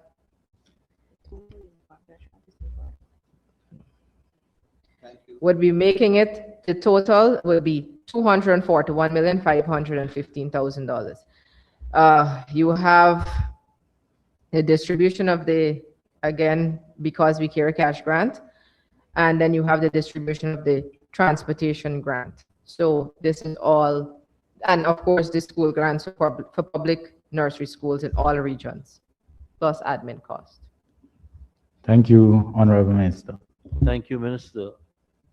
Honorable Member, Mr. Mahipal. Thank you, Mr. Chairman. Mr. Chairman, this school grant, same line, and I think this question will cut across nursery, primary, and secondary. The Honorable Minister indicated that schools will be introducing the biometric system in terms of recording their attendance, the teachers are recording their attendance to ensure that they are on time and that they provide for our pupils and students across all nursery, primary, and secondary. I think it's a good system, Mr. Chairman, in the sense that it will remove the paperwork of signing in and signing out. My only concern to the Honorable Minister, if she can address it, is the school will have to purchase the equipment from this school grant. And if so, would that not be depriving the school of purchasing their usual academic materials to enhance the teaching of our students? Honorable Minister. Thank you very much, Mr. Chair. Thank you, Honorable Member. So the launch of the biometrics is to ensure that the public understands that there will be a system in school that is upgraded from a manual to a digital or a digitized system. Now, biometrics already exist in some of the schools, and these were purchased by the schools after consultation without any fuss. However, there is no force, or there is no pressure on teachers to purchase the biometrics from their grants. Now, what they do usually is that they buy items, but sometimes you also find that they will also put it to buy appliances, etc., for their schools. And so they can take that same grant, because if you're buying an appliance this year, it doesn't necessarily mean you need one in 2026. Sorry, in 2025, you don't need it in 2026. And so you can put the money towards that. In the event that they can't do that, or they don't want to do that, we will supplement. Thank you, Mr. Chairman. Mr. Chairman, a follow-up. Go ahead. Is there a standardized biometric system that is applicable to use so that it will last a long time, as opposed to the software, as opposed to, buying one school having an expensive one that will last long, another school, because of small amount of money, may buy a cheaper one if it exists, and then it can break easily? Is there a standardized recommendation that the ministry is putting to the school that they should seek to purchase? Honorable Minister. Thank you, Mr. Chair. So thank you. So the ministry put the specs to the school, and then they can, from those specs, purchase the system. But it is a system that has to be compatible with the EMIS system as well. So it is purchased, or it is an understanding that when you're purchasing that, it must be compatible with EMIS system, which necessarily would have its own specs that you will have to have for the Thank you. biometrics. Just two more follow-ups, sir. The first one is, if a school exhausts their funds under the school grant for academic materials, will the ministry, to ensure the success of the program, will the ministry be purchasing it for the school so that it will ensure that all schools do have it, at least in this year? Yeah, Mr. Chair, thank you. So I think I said that just now. Oh, I said we will if they are, they're not forced to, and so if they don't want to, or they do buy it, that's okay. If they have not, if they decide to buy it, that's fine. And if they can't, then we will supplement. Another question, Mr. Chair, last follow-up, please. So the biometric system has the clock-in, clock-out system. If teachers, for example, and other staff end up being in school for longer hours than their mandated hours, will that be considered as time for them to get overtime pay for duties that they're executing in their respective schools, once verified by the headmaster or the administrative head of the school? Because we don't want a situation where teachers may be looking, hearing this, and then they will want to clock out every day at 5 o'clock.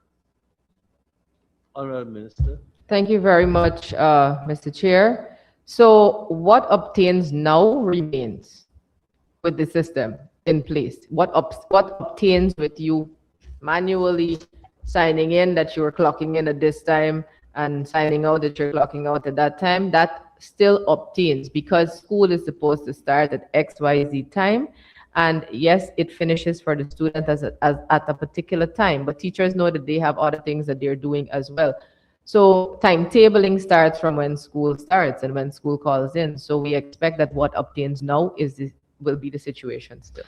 And finally, sir, for guidance, I know when there is the academic break period, the Christmas term break, the August term break, and the Easter term break, teachers are not necessarily breaking from their academic duties. And you will find that teachers go into school too. In fact, I think the system does cater for teachers to make themselves available to attend school. Would they be required to utilize the clock in, clock out time during that period also? So this obtains, again, for any situation, what exists now is going to also exist when the system is in place. Except the fact that, look, we're looking at, as you said, we're looking at accountability. You think it's a good system, that's great. I also think so. And we can't, as a nation, speak about wanting matriculation rates to be better, wanting our students to be better. We can't, as a government, also invest heavily as we have done in the last 5 years and will continue to do in the next 5 years, heavily in the education sector, and then you're not seeing the results. We can't invest heavily in the training of teachers, and then you're having time periods in which students are not being taught. So we want to be able to make sure that's happening. Now, don't get me wrong, this is not a punishment measure for teachers. It is not a punitive measure. It is to ensure that we have that accountability. It is to ensure that we have better results and children are taught. And it is to ensure that we are transforming digitally as well. So it's several things in one, and we have to appreciate, because every time something pops up on social media of maybe a crop of students not doing well enough or a batch of students not doing well enough, you go back to the education sector and you say, well, we've been plugging this, why is this not happening? So it is to ensure that we have that kind of result. Thank you very much, Mr. Chairman. Honorable Member, Mr. Campbell.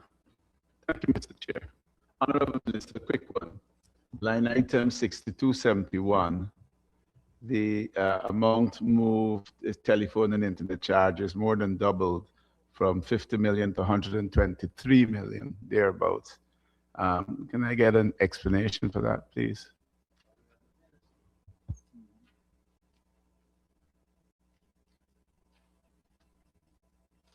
Thank you very much, Mr. Speaker. Thank you very much, Honorable Member. So, million, it's caters for 50 new connections in the hinterland region. And if you wish, I can call them out for you. I think the public should know. So Philippi Nursery School, Region 7, Rupanau Nursery School, Region 9, Quatamang Nursery School, Region 9, Pumakalans Nursery School, Region 10, Pariko Waranao Nursery. All right, I know that one is a little, but I can spell that one. PARIKWARUNAU Nursery School, Region 9, Daklo Nursery School, Region 2, Marlborough Nursery School, Region 2, Supanam Creek Nursery School, Goshen River, Yarracabra Nursery, Moritaro, Malali, Aichuni, Kokwani Park, Kokwani Waterfront, Toka Nursery, Aranaputa, Waweta, Mokomoko, Haiwa, Napi, Parashara, Kwatata, Yupakari, Kwaikombe, Katoka, Masara,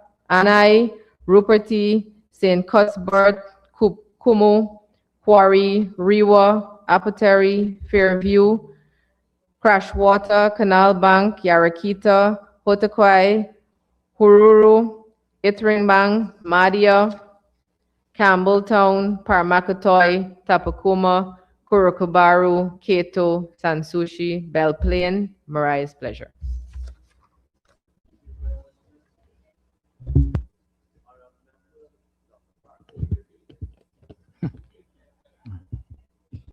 Mr. Chairman, with reference to the same line item, 6271, telephone and internet changes, can the Honorable Minister indicate if all of the schools have received internet access? these are the nursery schools because it's program 403. So thank you very much. So this is actually catering for the new connections. So they will now have that. Thank you. That's for NDMA internet charges, right? That the sum stated Sir? for program 403 of agency 40 current expenditure stands part of the estimates. Those in favor say aye.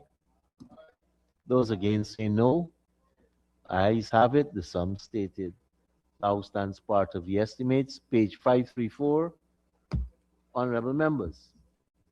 And I propose the question that the sum stated for program 403 nursery education capital expenditure stands part of the estimates. The honorable member Nima Flubes.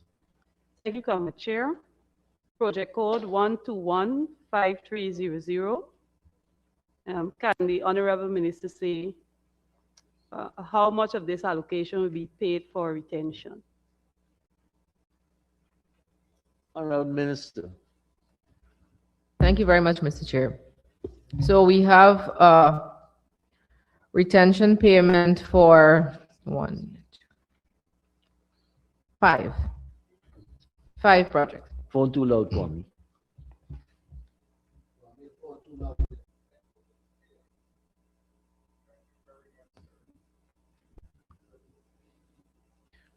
Honorable Follow Minister, up. please, you can. I you can apologize, Mr. Speaker. It's actually six. You're Honorable. apologizing for Kwame? No, no, Okay. no, no. I, Mr. Speaker, I apologize. It's not five, it's six. Honorable member Nima Flubes. A follow-up. I'd ask how much of the allocated sum will be used to pay for the retention? Retention. Thank you very much, Mr. Speaker. So we have the rollover being 43,691, and from in that sum for all the retention, Thank you, Minister. all the projects stated earlier. Honorable members, I now put a question that the sum stated for program 403 nursery capital expenditure stands part of the estimates. Those in favor say aye. Those against say no. Ayes have it. The sum stated now stands part of the estimates. Pages 2, 24, and 25.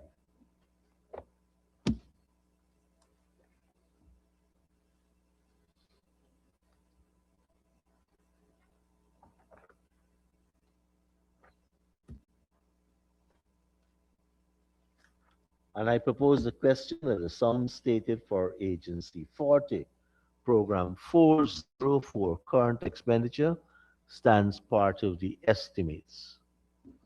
Honorable member, Ms. Nima Flubes.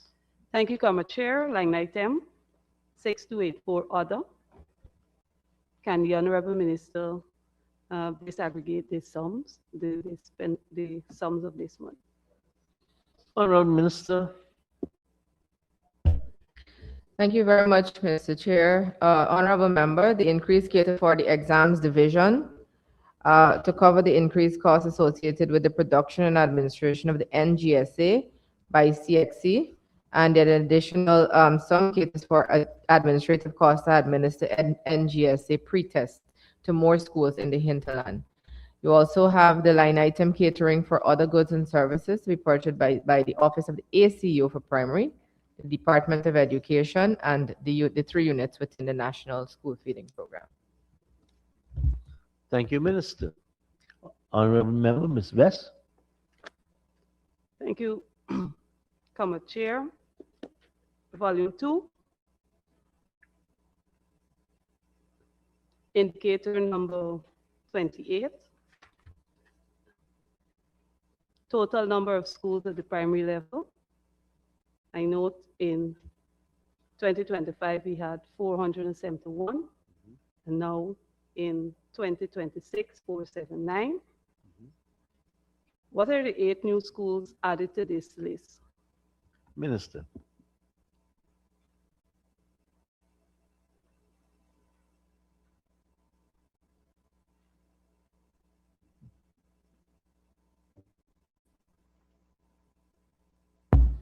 Thank you very much, Honorable Chair. We have the construction of Tushen Primary, construction of Wizrock Primary, the construction of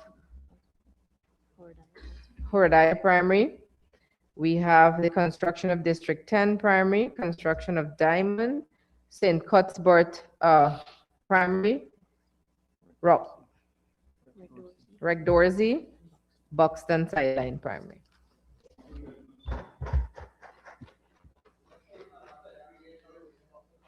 Follow-up question, Mr. Speaker. Comma Chair. Go ahead, Honorable Member. Based on the response given by the Honorable Minister, can the Honorable Minister say if these schools will be completed for 2026? Honorable Minister.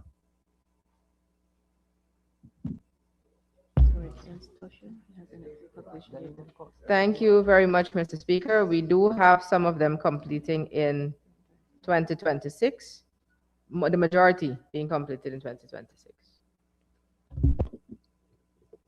Honorable Member Dr. Barker. Thank you, Mr. Chair.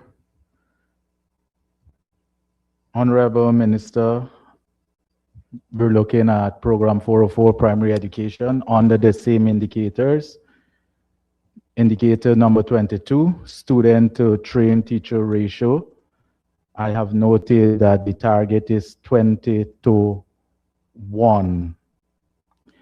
Can the Honorable Minister say how many schools have implemented this target? Minister.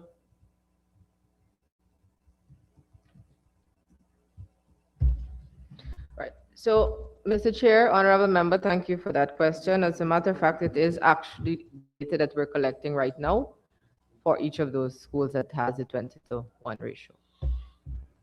Thank you, Minister. A follow-up question, Mr. Speaker.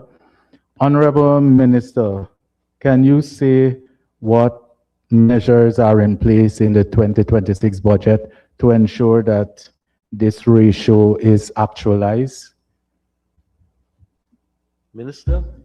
Thank you very much, Mr. Chair. As I spoke earlier on the training of teachers, more training of teachers, and from 2020 to 2025, the end of 2025, we have more than 8,000 teachers having been trained in the system and hired, employed.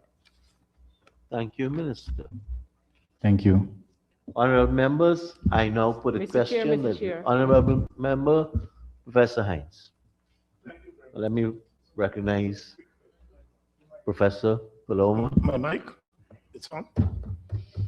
Okay. Yes, Madam Minister, this is a quick question and it may apply across programs. I notice that there are a number of contracted workers. What formula is used to arrive at the salaries for these contracted workers? Thank you very much, Mr. Chair. And I think some time ago, or maybe a few years ago, I would have answered this particular question too. And having been the former Minister of Public Service, the public service rules actually speak to contracted employees. So you also gauge it on a scale that is very similar to the pensionable establishment. Thank you, Minister. Honorable members, I now put a question that the sum stated for agency. Mr. Chair. Mr. Chair. Honorable Chief Whip. Thank you. For the opposition. Thank you, Mr. Chair. Still at the indicators, 22 student to trained teachers ratio. Can the honorable minister please state how many teachers are currently in the primary education system? Honorable Minister.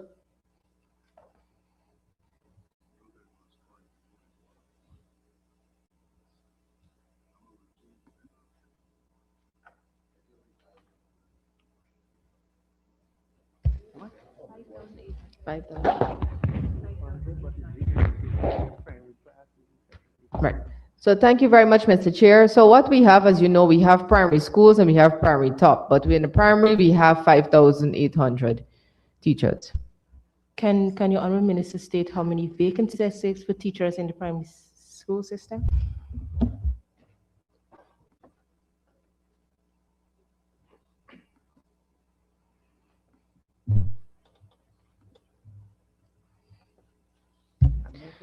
So thank you very much, Honorable Member, through you, Mr. Chair. As of January 2026, after conducting our assessment, we would have had just less than 200 vacancies for the Just primary. under 200. Yeah, less than. Thank you, Minister. Honorable Member, Mr. Andrews. Thank you, Mr. Chair. Can the honor 6271 line item? So I know you dealt with this in the before, but in the other program, but there's an increase of $181 million here over 2025. Could the minister say if this is for the same new internet connection that she explained in the prior program, and how much connections are those, if it is? Thank you very much, Mr. Chair. Honorable Member, this increase caters for the payments to be made to NDMA for 70 new satellite connections and 50 upgrades from LTE to fiber. And this line caters for internet bandwidth for 28 schools at $85 million. The line also caters for the phone and telephone charges and internet expenses for 28 primary schools at 18.8 million and 68, education department at lot 68 breakdown. Thank you very Would much. you like me to list out the schools for you? That's fine. Thank you very much. Thank you very much. Thank you very much, Honorable Member.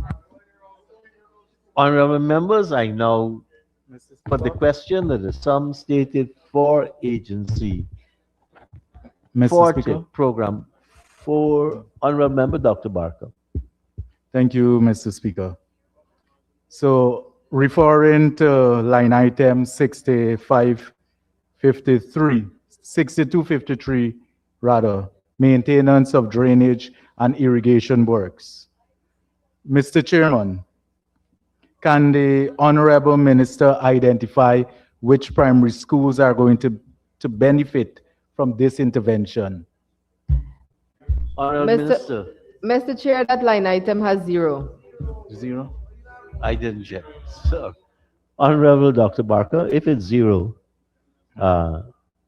we can't put it. Noted. Honorable members, I now put the question that the sum stated for program 404 primary education current expenditure stands part of the estimates. Those in favor say aye.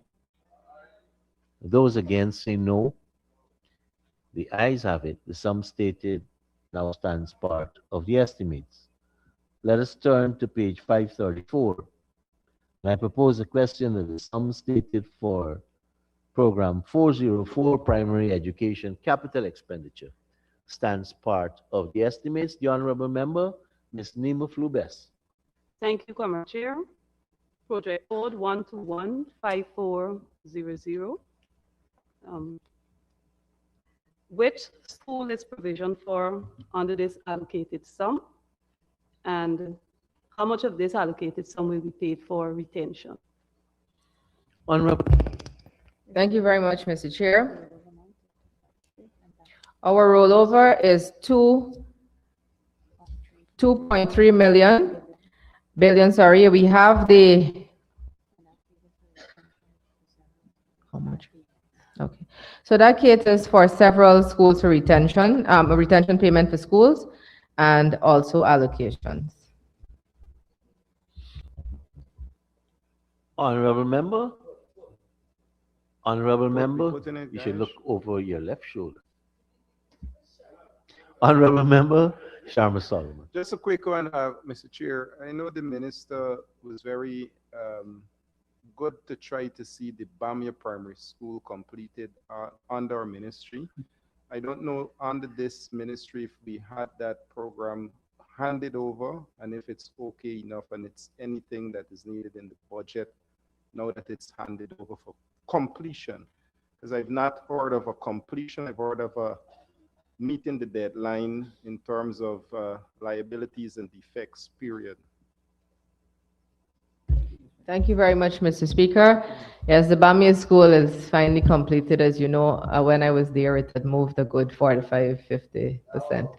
And now it is not only completed, but it is operationalized. Students are there. We've had no complaints since then. Thank you very much, Thank you very much, Minister. Minister. Honorable members, I now put a question that the sum stated for program 404, primary education capital expenditure stands part of the estimates. Those in favor say aye. Those against say no. Ayes have it. The sum stated now stands part of the estimates. Honorable members, let's turn to pages 226 and 227. And I propose a question that the sum stated for Agency 40, Program 405, Secondary Education Current Expenditure, stands part of the estimates. Honorable Member, Mr. Campbell. Thank you, sir. Thank you, Mr. Chairman. I want to return, Honorable Minister, to the survival rate. It's a much nicer term than dropout rate. You have a figure at number 1 on the indicators of 8,243 students writing the CXC examination. If I go back 5 years to 2020, there were 14,730 students who wrote the common entrance, or I'm showing my age, sorry, secondary schools entrance examination.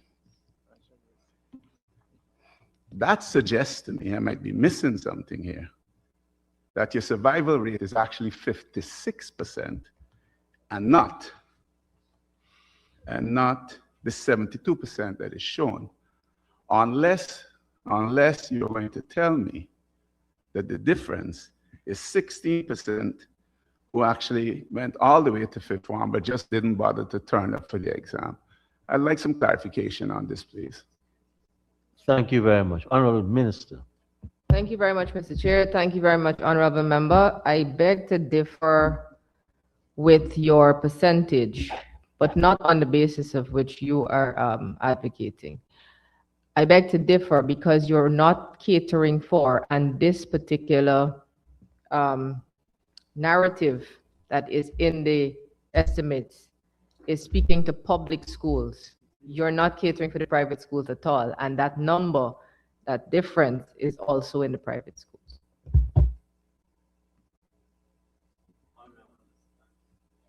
A follow-up, please, Mr.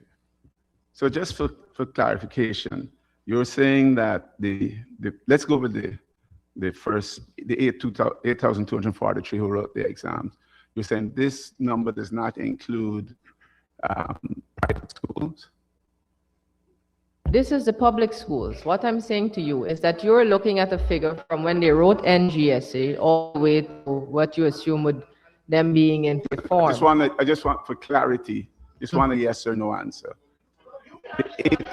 Honorable members, we're not in a magistrate's court where you can say yes or no. Mr. Chair, I take it back. Once we start with policy, yeah, I'm right, so the minister guided, is sir. free. Right. But all I wanted is clarity. Yeah. The 14,730 would have been the total number of students who wrote the SSEE. And you're saying the 8,243 are only those who wrote SSEE in public schools. Yes, that is exactly what it says here. Caribbean Secondary Education Certificate Examination in public schools. And so you're saying that the difference between... No, she's not. Don't impute. She's giving you a particular answer for which we have to build up a number of other criteria. Yeah, but just ask it objectively, but I'm concerned about the inflections. Go ahead. Through you, Mr. Chairman, I'm asking whether the difference of 16% is perhaps in the private students, those who wrote in And do you have a number of how many students wrote from private schools in 2025? We do have the number in private schools. I don't have it here, but the 16% that you're talking about is definitely inclusive of those in the private schools. Is there a possibility at some point that that number can be laid over? Honorable Member, Mr. Rupnarain. Thank you, Mr. Chair. Volume 2, Indicator 23. Can the Honorable Minister provide a disaggregation when it says the total number of schools at the secondary level? Can there be a disaggregation of the number of board schools, non-board school, and primary top?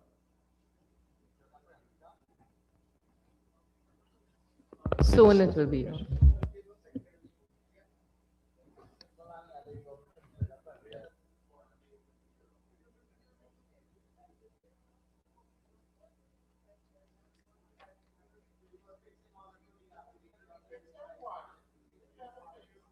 We're going to invite the two honorable members that are shouting across the room to step outside. Thank you very much, Mr. Speaker, Mr. Chair. Honorable member, we have 6 to 5 board schools, 8 to 1 non-board schools. And the primary tops? No. Primary tops, which will reduce to less than 30 by June 2020. Yeah. So you have 7 to 1 on the primary tops, but we are looking primary tops. We're looking to significantly reduce that to in the 30s by June of 2026. By this year. Yeah. That was my follow-up task. All right, thank you.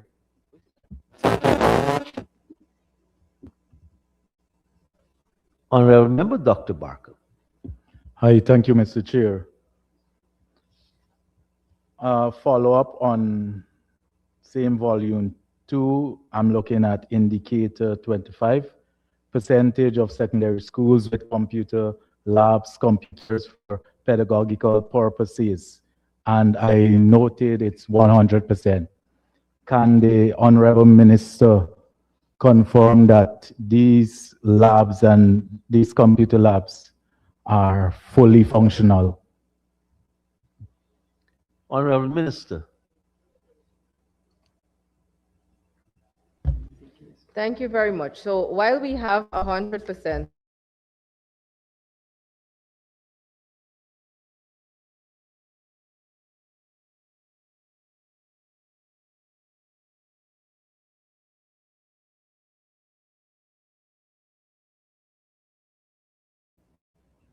regional IT support first officers be in these labs.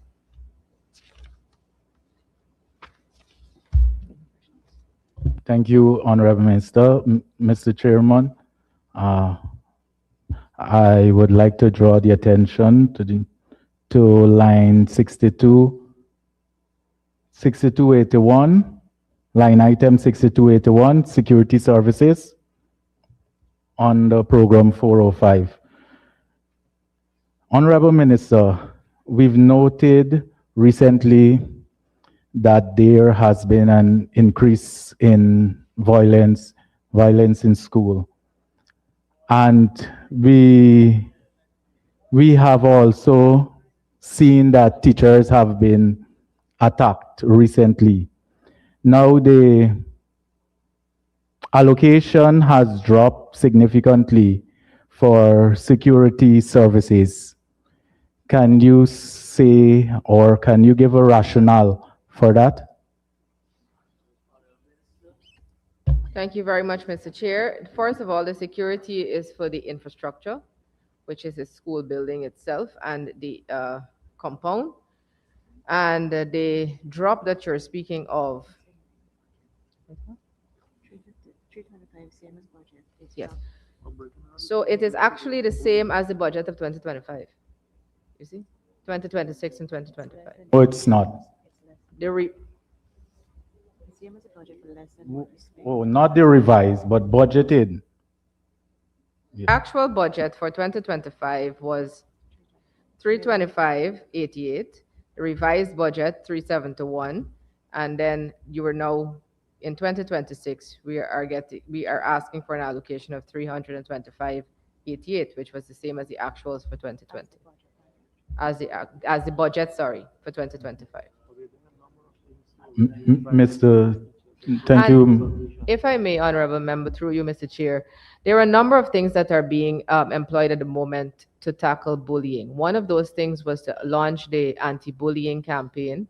That is not just a talk shop. It is going to materialize into an MOU followed by action. And it is a public consultation, getting the recommendations, suggestions from the public. We have right now from that first public consultation over 500 recommendations and suggestions that we're working through. Plus, we are also today, His Excellency also announced a panic app that will be installed very soon, very shortly, correct? And we will be utilizing that as well. So there are many measures that will be employed over the next year. Thank you, Mr. Chair. Can the Honorable Minister state what measures, based on what you just said, what measures will your ministry employ to assist teachers or to ensure the safety of teachers as it relates to security services? And might I add the safety of both teachers and students, since we have gangs coming into schools, going into schools? Arising from these consultations, what we are aiming to do at the very least is to establish standard operating procedures that will, policies that will become standard operating procedures in the school system. And at the highest, we would like to look at legislation that will work for the safety and security of our children and teachers. But the ministry we have adopted, and we continue to do that, a zero tolerance approach to students hitting teachers. As you know. Thank you very much, Minister. Thank you. Honorable members, I now put the Mr. question. Speaker, just Honorable quickly. Thank you, sir. One Chief question. The student to train teacher ratio is, I think it's 17 to 1. And this, I would just like to ask the minister if you can say how many teachers are in this program, employed at a secondary level. Thank you very much, Honorable Member. We have 6,800 teachers. And vacancies, please.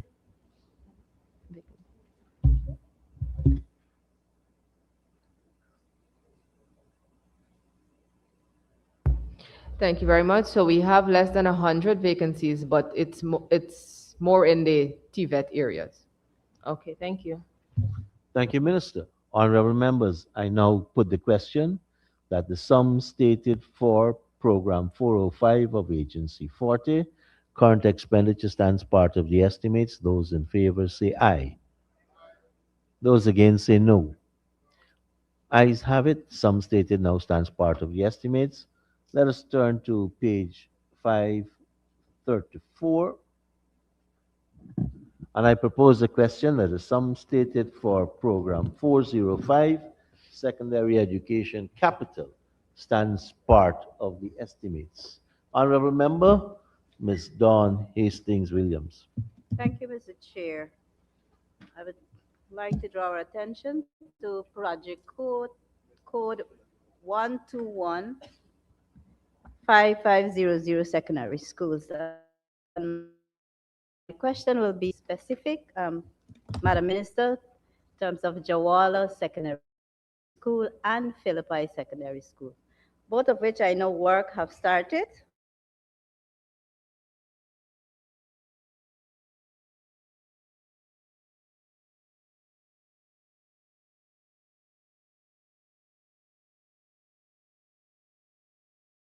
Thank you very much. Looking at an end date in July of 2026 for Philippi, and for Jawala, we are also looking at July. Thank you, Minister. Thank you. Honorable Member, Ms. Nima Flubes. Thank you, Comrade Chair. Same line item. Project code 1215500. Um, can the Honorable Minister state which school is provisioned for under this allocated sum? Honorable Minister.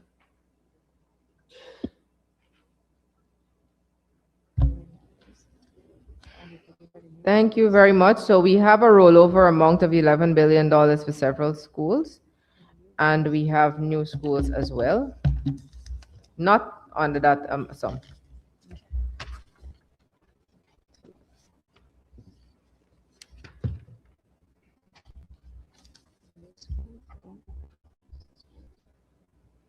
The new schools, we have the reconstruction of secondary with modern structure at Ramadan Secondary. You have the synthetic track at North Rumvelt. Reconstruction of the school at Agricola PIC. Construction of building to house laboratories and auditorium at J.C. Chandy Singh School, Phase 2. And that's it. Thank you, Minister. Honorable Member, Mr. Follow-up? Yes. Go ahead. In relation to J.C. Chandy Singh Secondary School, can the Honorable Minister say what is the current status of works at that institution?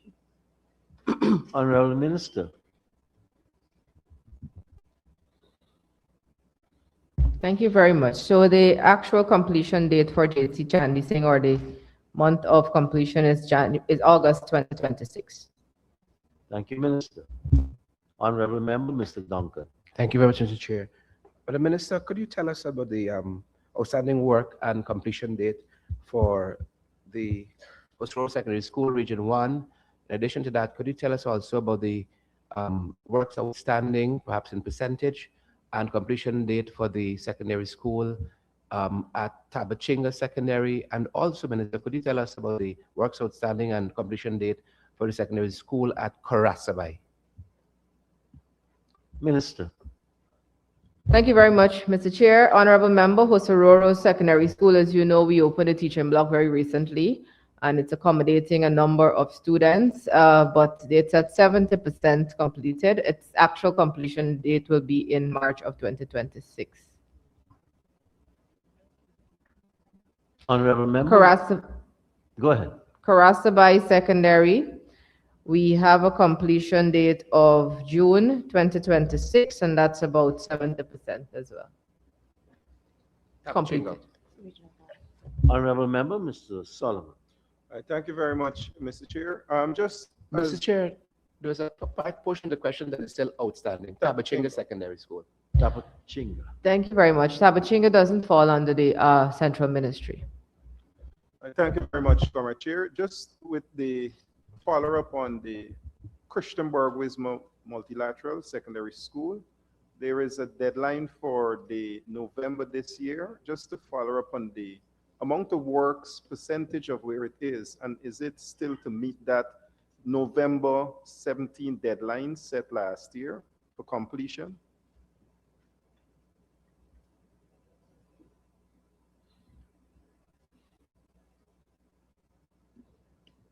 Thank you very much, Mr. Chair. Honorable Member, this is a World Bank project, and it's actually on track to being completed in February of 2027. Thank you, Minister. Honorable Member, Mr. Duncan.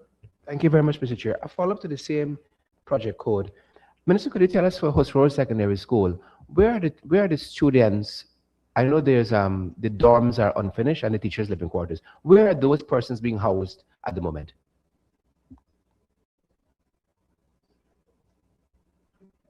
Honorable Minister.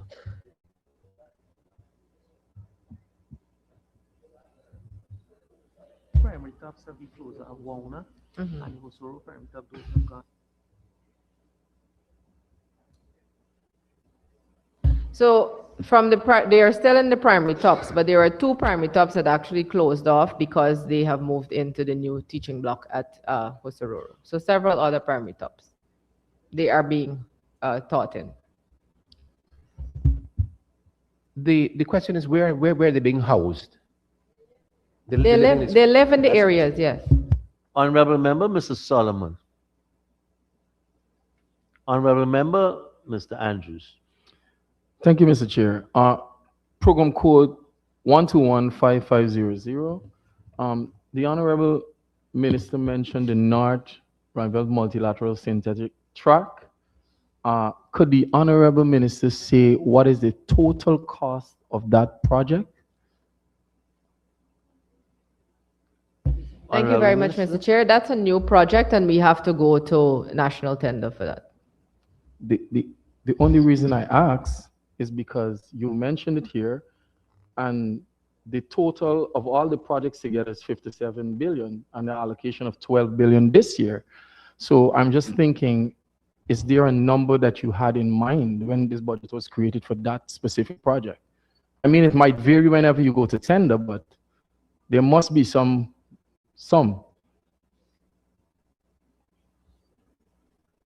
Honorable Minister. Thank you very much, Mr. Speaker. We do have a projected sum. Thank you. Which is 100 million. 100 million as a projected sum. But of course, when we go to national tender. Thank you. Thank you, Mr. Chairman. The Honorable Member, Mr. Duncan. I just had a quick follow-up. I omitted one of the schools I wanted to ask about, NAPI in Region 9. Completion date for NAPI.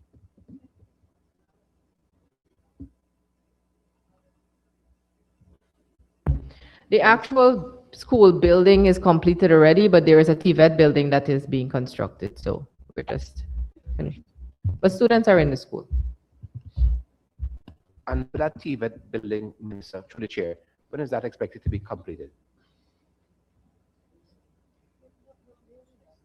And are the teachers' quarters also? Is that completed? By the end of March 2026, through the chair. Thank you very much, Minister. Honorable members. Honorable Member, Mr. Barker. Hi, Mr. Chair. I'm just following up on the Honorable Member, Mr. Duncan, along with related to completion dates. I would like the Honorable Minister to state what is the completion date for the Neem Secondary School. Minister.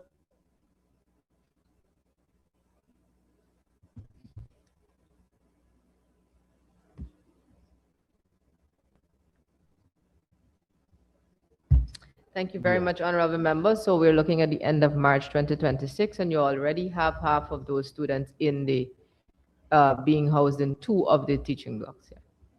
Thank you, Honorable Minister. Through the chair, a quick follow-up. Honorable Minister, can you say if all the works at Tushin Secondary School have been completed?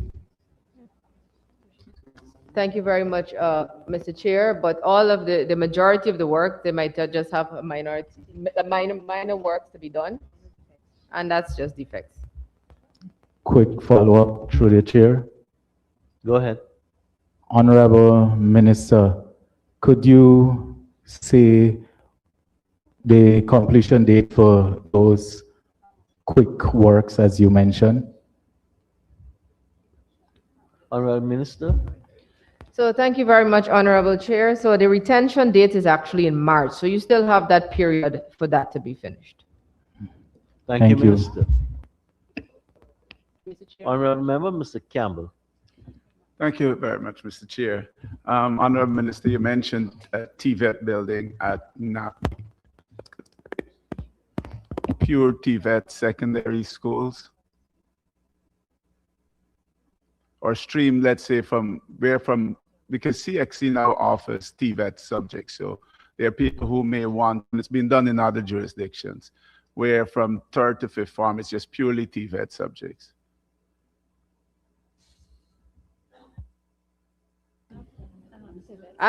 Thank you very much, Mr. Chair. So we are looking to, as our manifesto had stated, to expand the TVET program. Every single region will have a TVET center by the end of 2026.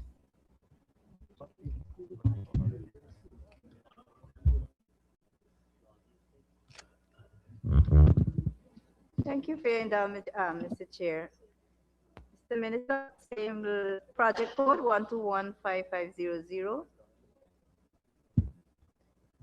secondary schools and facilities. I am just curious, Madam Minister, to know if you have allocated any sums of money under this project code to rebuild a dormitory at Madia. That was what. Is there any allocations for it? Honorable member through the chair, no, we don't have that in this budget. Thank you. Thank you, Mr. Chair. Mr. Chair, I'd like to take us back to the volume 2. One quick question. It says here that the number of children enrolled at the secondary level is at 66,000. Pardon? I'm number 13, I believe. 66,000. But the number of students to benefit from the Because We Care Crash Grant and uniforms at 55,000. Can the minister, and the same thing in 2025, there is a shortfall between the number of students actually enrolled and those that actually receive the cash grant. Can the honorable minister state what accounts for the shortfall? Thank you very much, Mr. Chair. The grade 11 is not. Grade 11 is not included here. Because they leave the school system. Thank you. Honorable members, I now put the question that the sum stated for Program 405 Secondary Education Capital Expenditure stands part of the estimates. Those in favor say aye. Those against say no. Ayes have it. The sum stated now stands part of the estimates. Let's turn to pages 228 and 229, honorable members. And I propose the question that the sum stated for Program 406 Post-Secondary Tertiary Education current expenditure stands part of the estimates. Honorable Member, Mr. Mahipur. Thank you very much, Comrade Chairman. I've been waiting patiently. Sir, may Well I? rewarded. May I? How many minutes do we have for this? May I ask you, please, sir? Right now, it looks like we have about 30 minutes remaining. Excellent. So may I start with the employment cost for the University of Guyana on the line item 6301? May I ask the Honorable Minister, how many staff members does this sum cater for? And if she can specify in terms of the number of UA staff and the number of UB staff. Honorable Minister.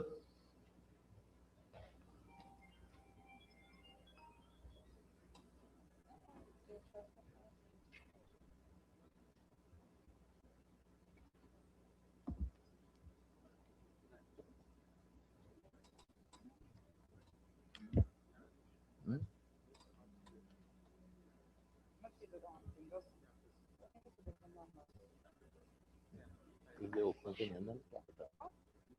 If they're building one in London, you could ask if there's provision in capital.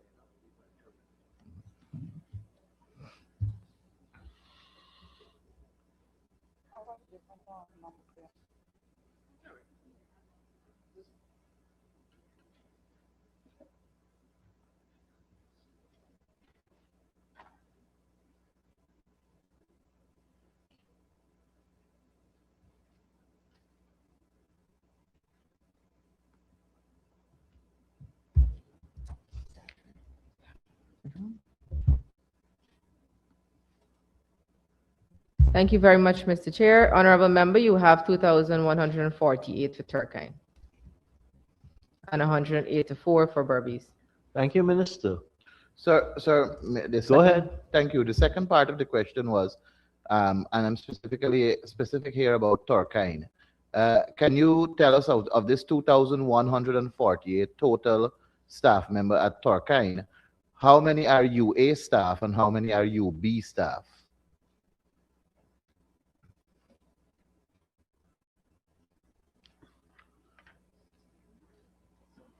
Thank you very much, Honorable Member. It's about 1,500 UA and the remainder will be UB.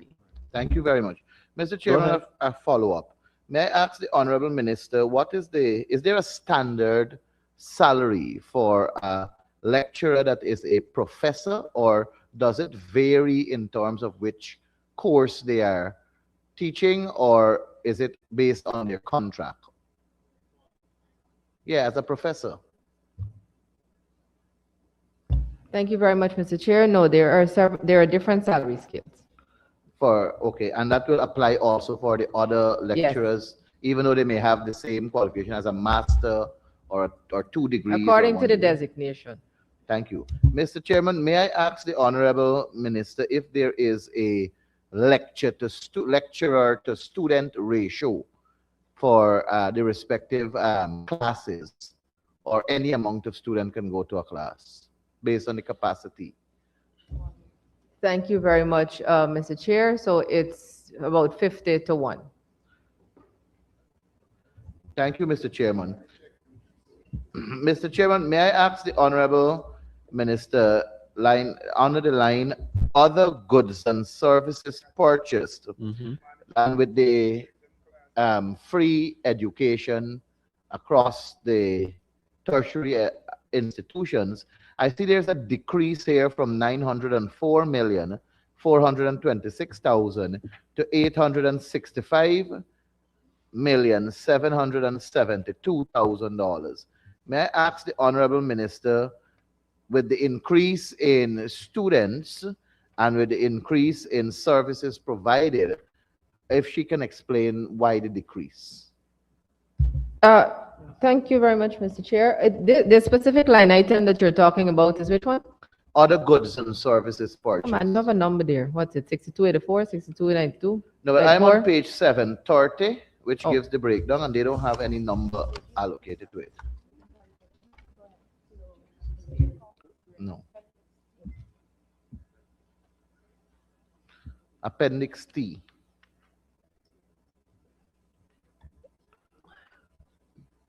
So the variance is that accreditation happened in 2025, and that is not necessary in 2026, as well as there would have been equipment that was bought last year that is not needed this year. Excellent. So on the other operating expenses, I noticed there is also a decrease there from 514,358,000 to 492,266,000. May I ask the Honorable Minister for a similar explanation? Thank you very much, Honorable Member. So that was the student refunds that you don't have to do in 2026. Okay, thank you very much. Mr. Chairman, may I ask the Honorable Minister for utility charges, knowing that there are some additional buildings, I think, that are going to be constructed there at the University of Guyana, and the additional expense for utility, I'm also seeing a slight decrease there, somewhat of the same figure.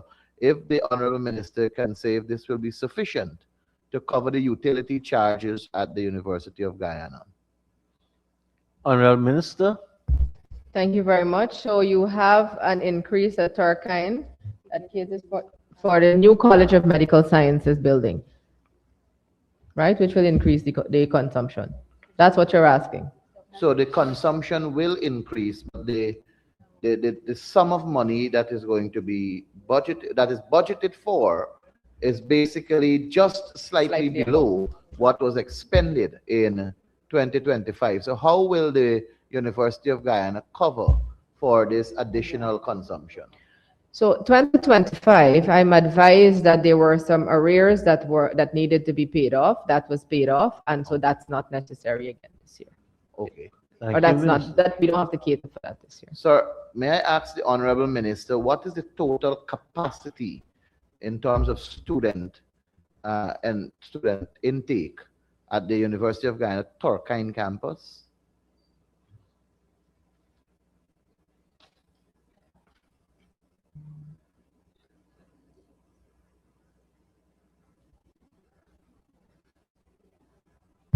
So thank you very much, Mr. Chair.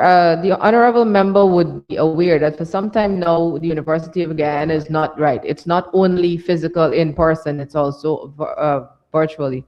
So when you're talking about capacity, you need to clarify what you are talking about or which one you're In talking terms about. of being physically present on the campus. And if the Fi- university is moving in a direction, sir, into virtual platform, which is good. So I'm really happy that you brought up this question actually, because one, the capacity is about 5,000, and what we have seen since the removal of the fees and that, the government implemented the Free University initiative from 20 January of 2025, there has been an increase in applications to the university.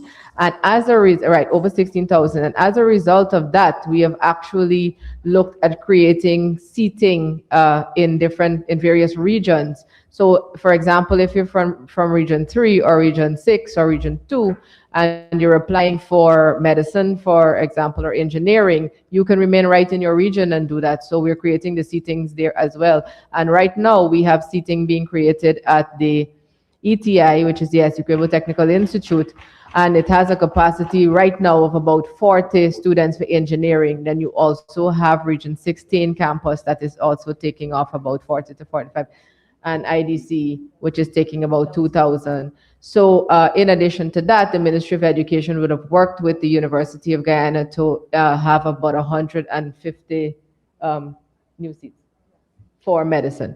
So we are looking at creating that kind of, so it's not just virtual, but it's a platform that is both virtual. We have a virtual platform, it's a hybrid system, so Yes. physical and virtual. Thank you, Mr. Chairman. Mr. Chairman, Go ahead. a follow up. Sir, if every Guyanese can acquire a degree, at least a first degree, that will be excellent. And if the platform that allows them is the virtual platform and the physical platform, even better. But education, sir, is beyond just going to a classroom, virtually or physically, and acquiring your degree. Physical presence at the university, and I can attest to this, has great value in the sense that you can dwell with other people from various other social societies. You can join clubs and so on. You can participate in sports. It builds the individual into a better person, and it really improves the quality of the individual beyond just having the paper, the degree, and the diploma, or the campus life is a good life. Is there any movement from the Ministry of Education and the University of Guyana to further develop the University of Guyana so that we can return, even if it is in part, a physical presence on campus also, and mesh it with the virtual platform for academic improvement and generally educational improvement of our people?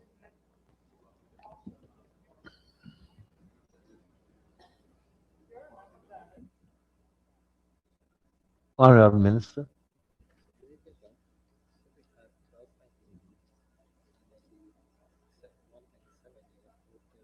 Thank you very much, Mr. Chair. So what you have existing now is actually 92 clubs at the University of Guyana. Then the classes, whether virtual or otherwise, they have to meet at least once per semester. So what is also important to note is that we will be conducting a rapid assessment of at the University of Guyana to determine the skills needs for the existing transformation that is taking place, as well as for future needs, and looking to align the training with that. Thank you very much, Mr. Chairman. Mr. Chairman, may I have a follow-up on employment? May I ask the Honorable Minister, how many of the UA staff, the 1,500 UA staff that we have, how many are professors? How many have their the masters? and how many have their first degrees?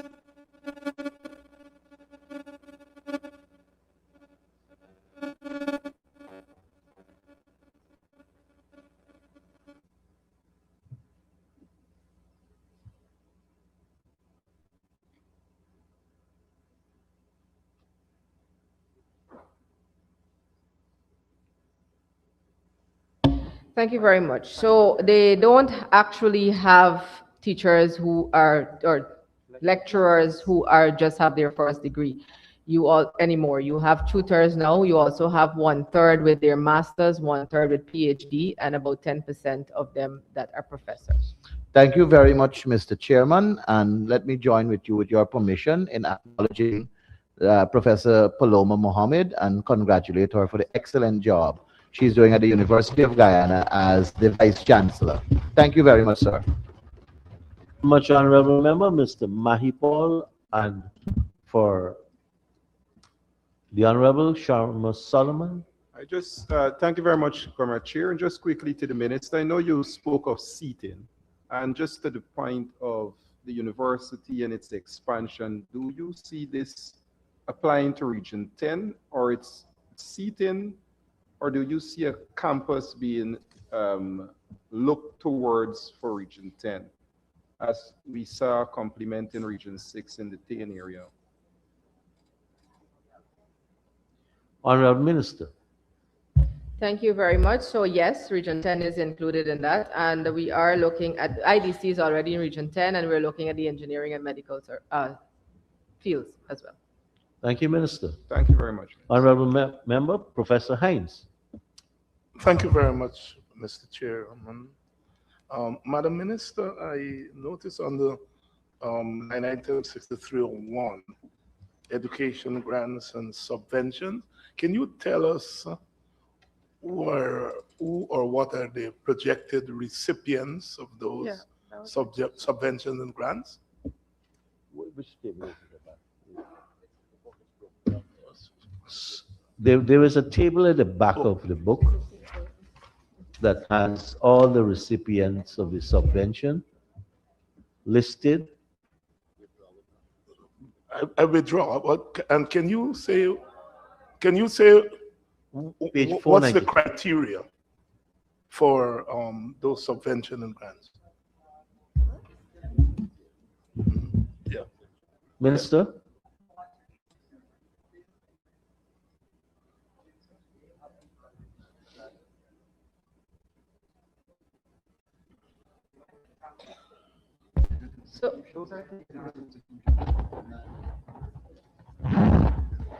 So these are actually what you're seeing at the back there. These are the TVET institutions that historically would have been given grants. And it's listed on page 487 of volume 1.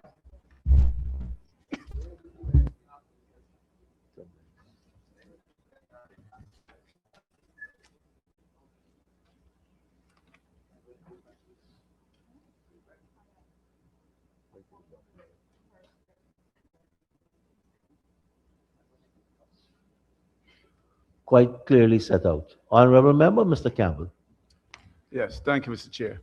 Just in relation to seating in the medical school in the outer regions 2, 3, 6, is that for the entire program or just for the basic science portion of the medical degree? Honorable Minister. Thank you very much. One thing that we are very pleased about is that at the end of, is it January, December, you announced the pre-med? December.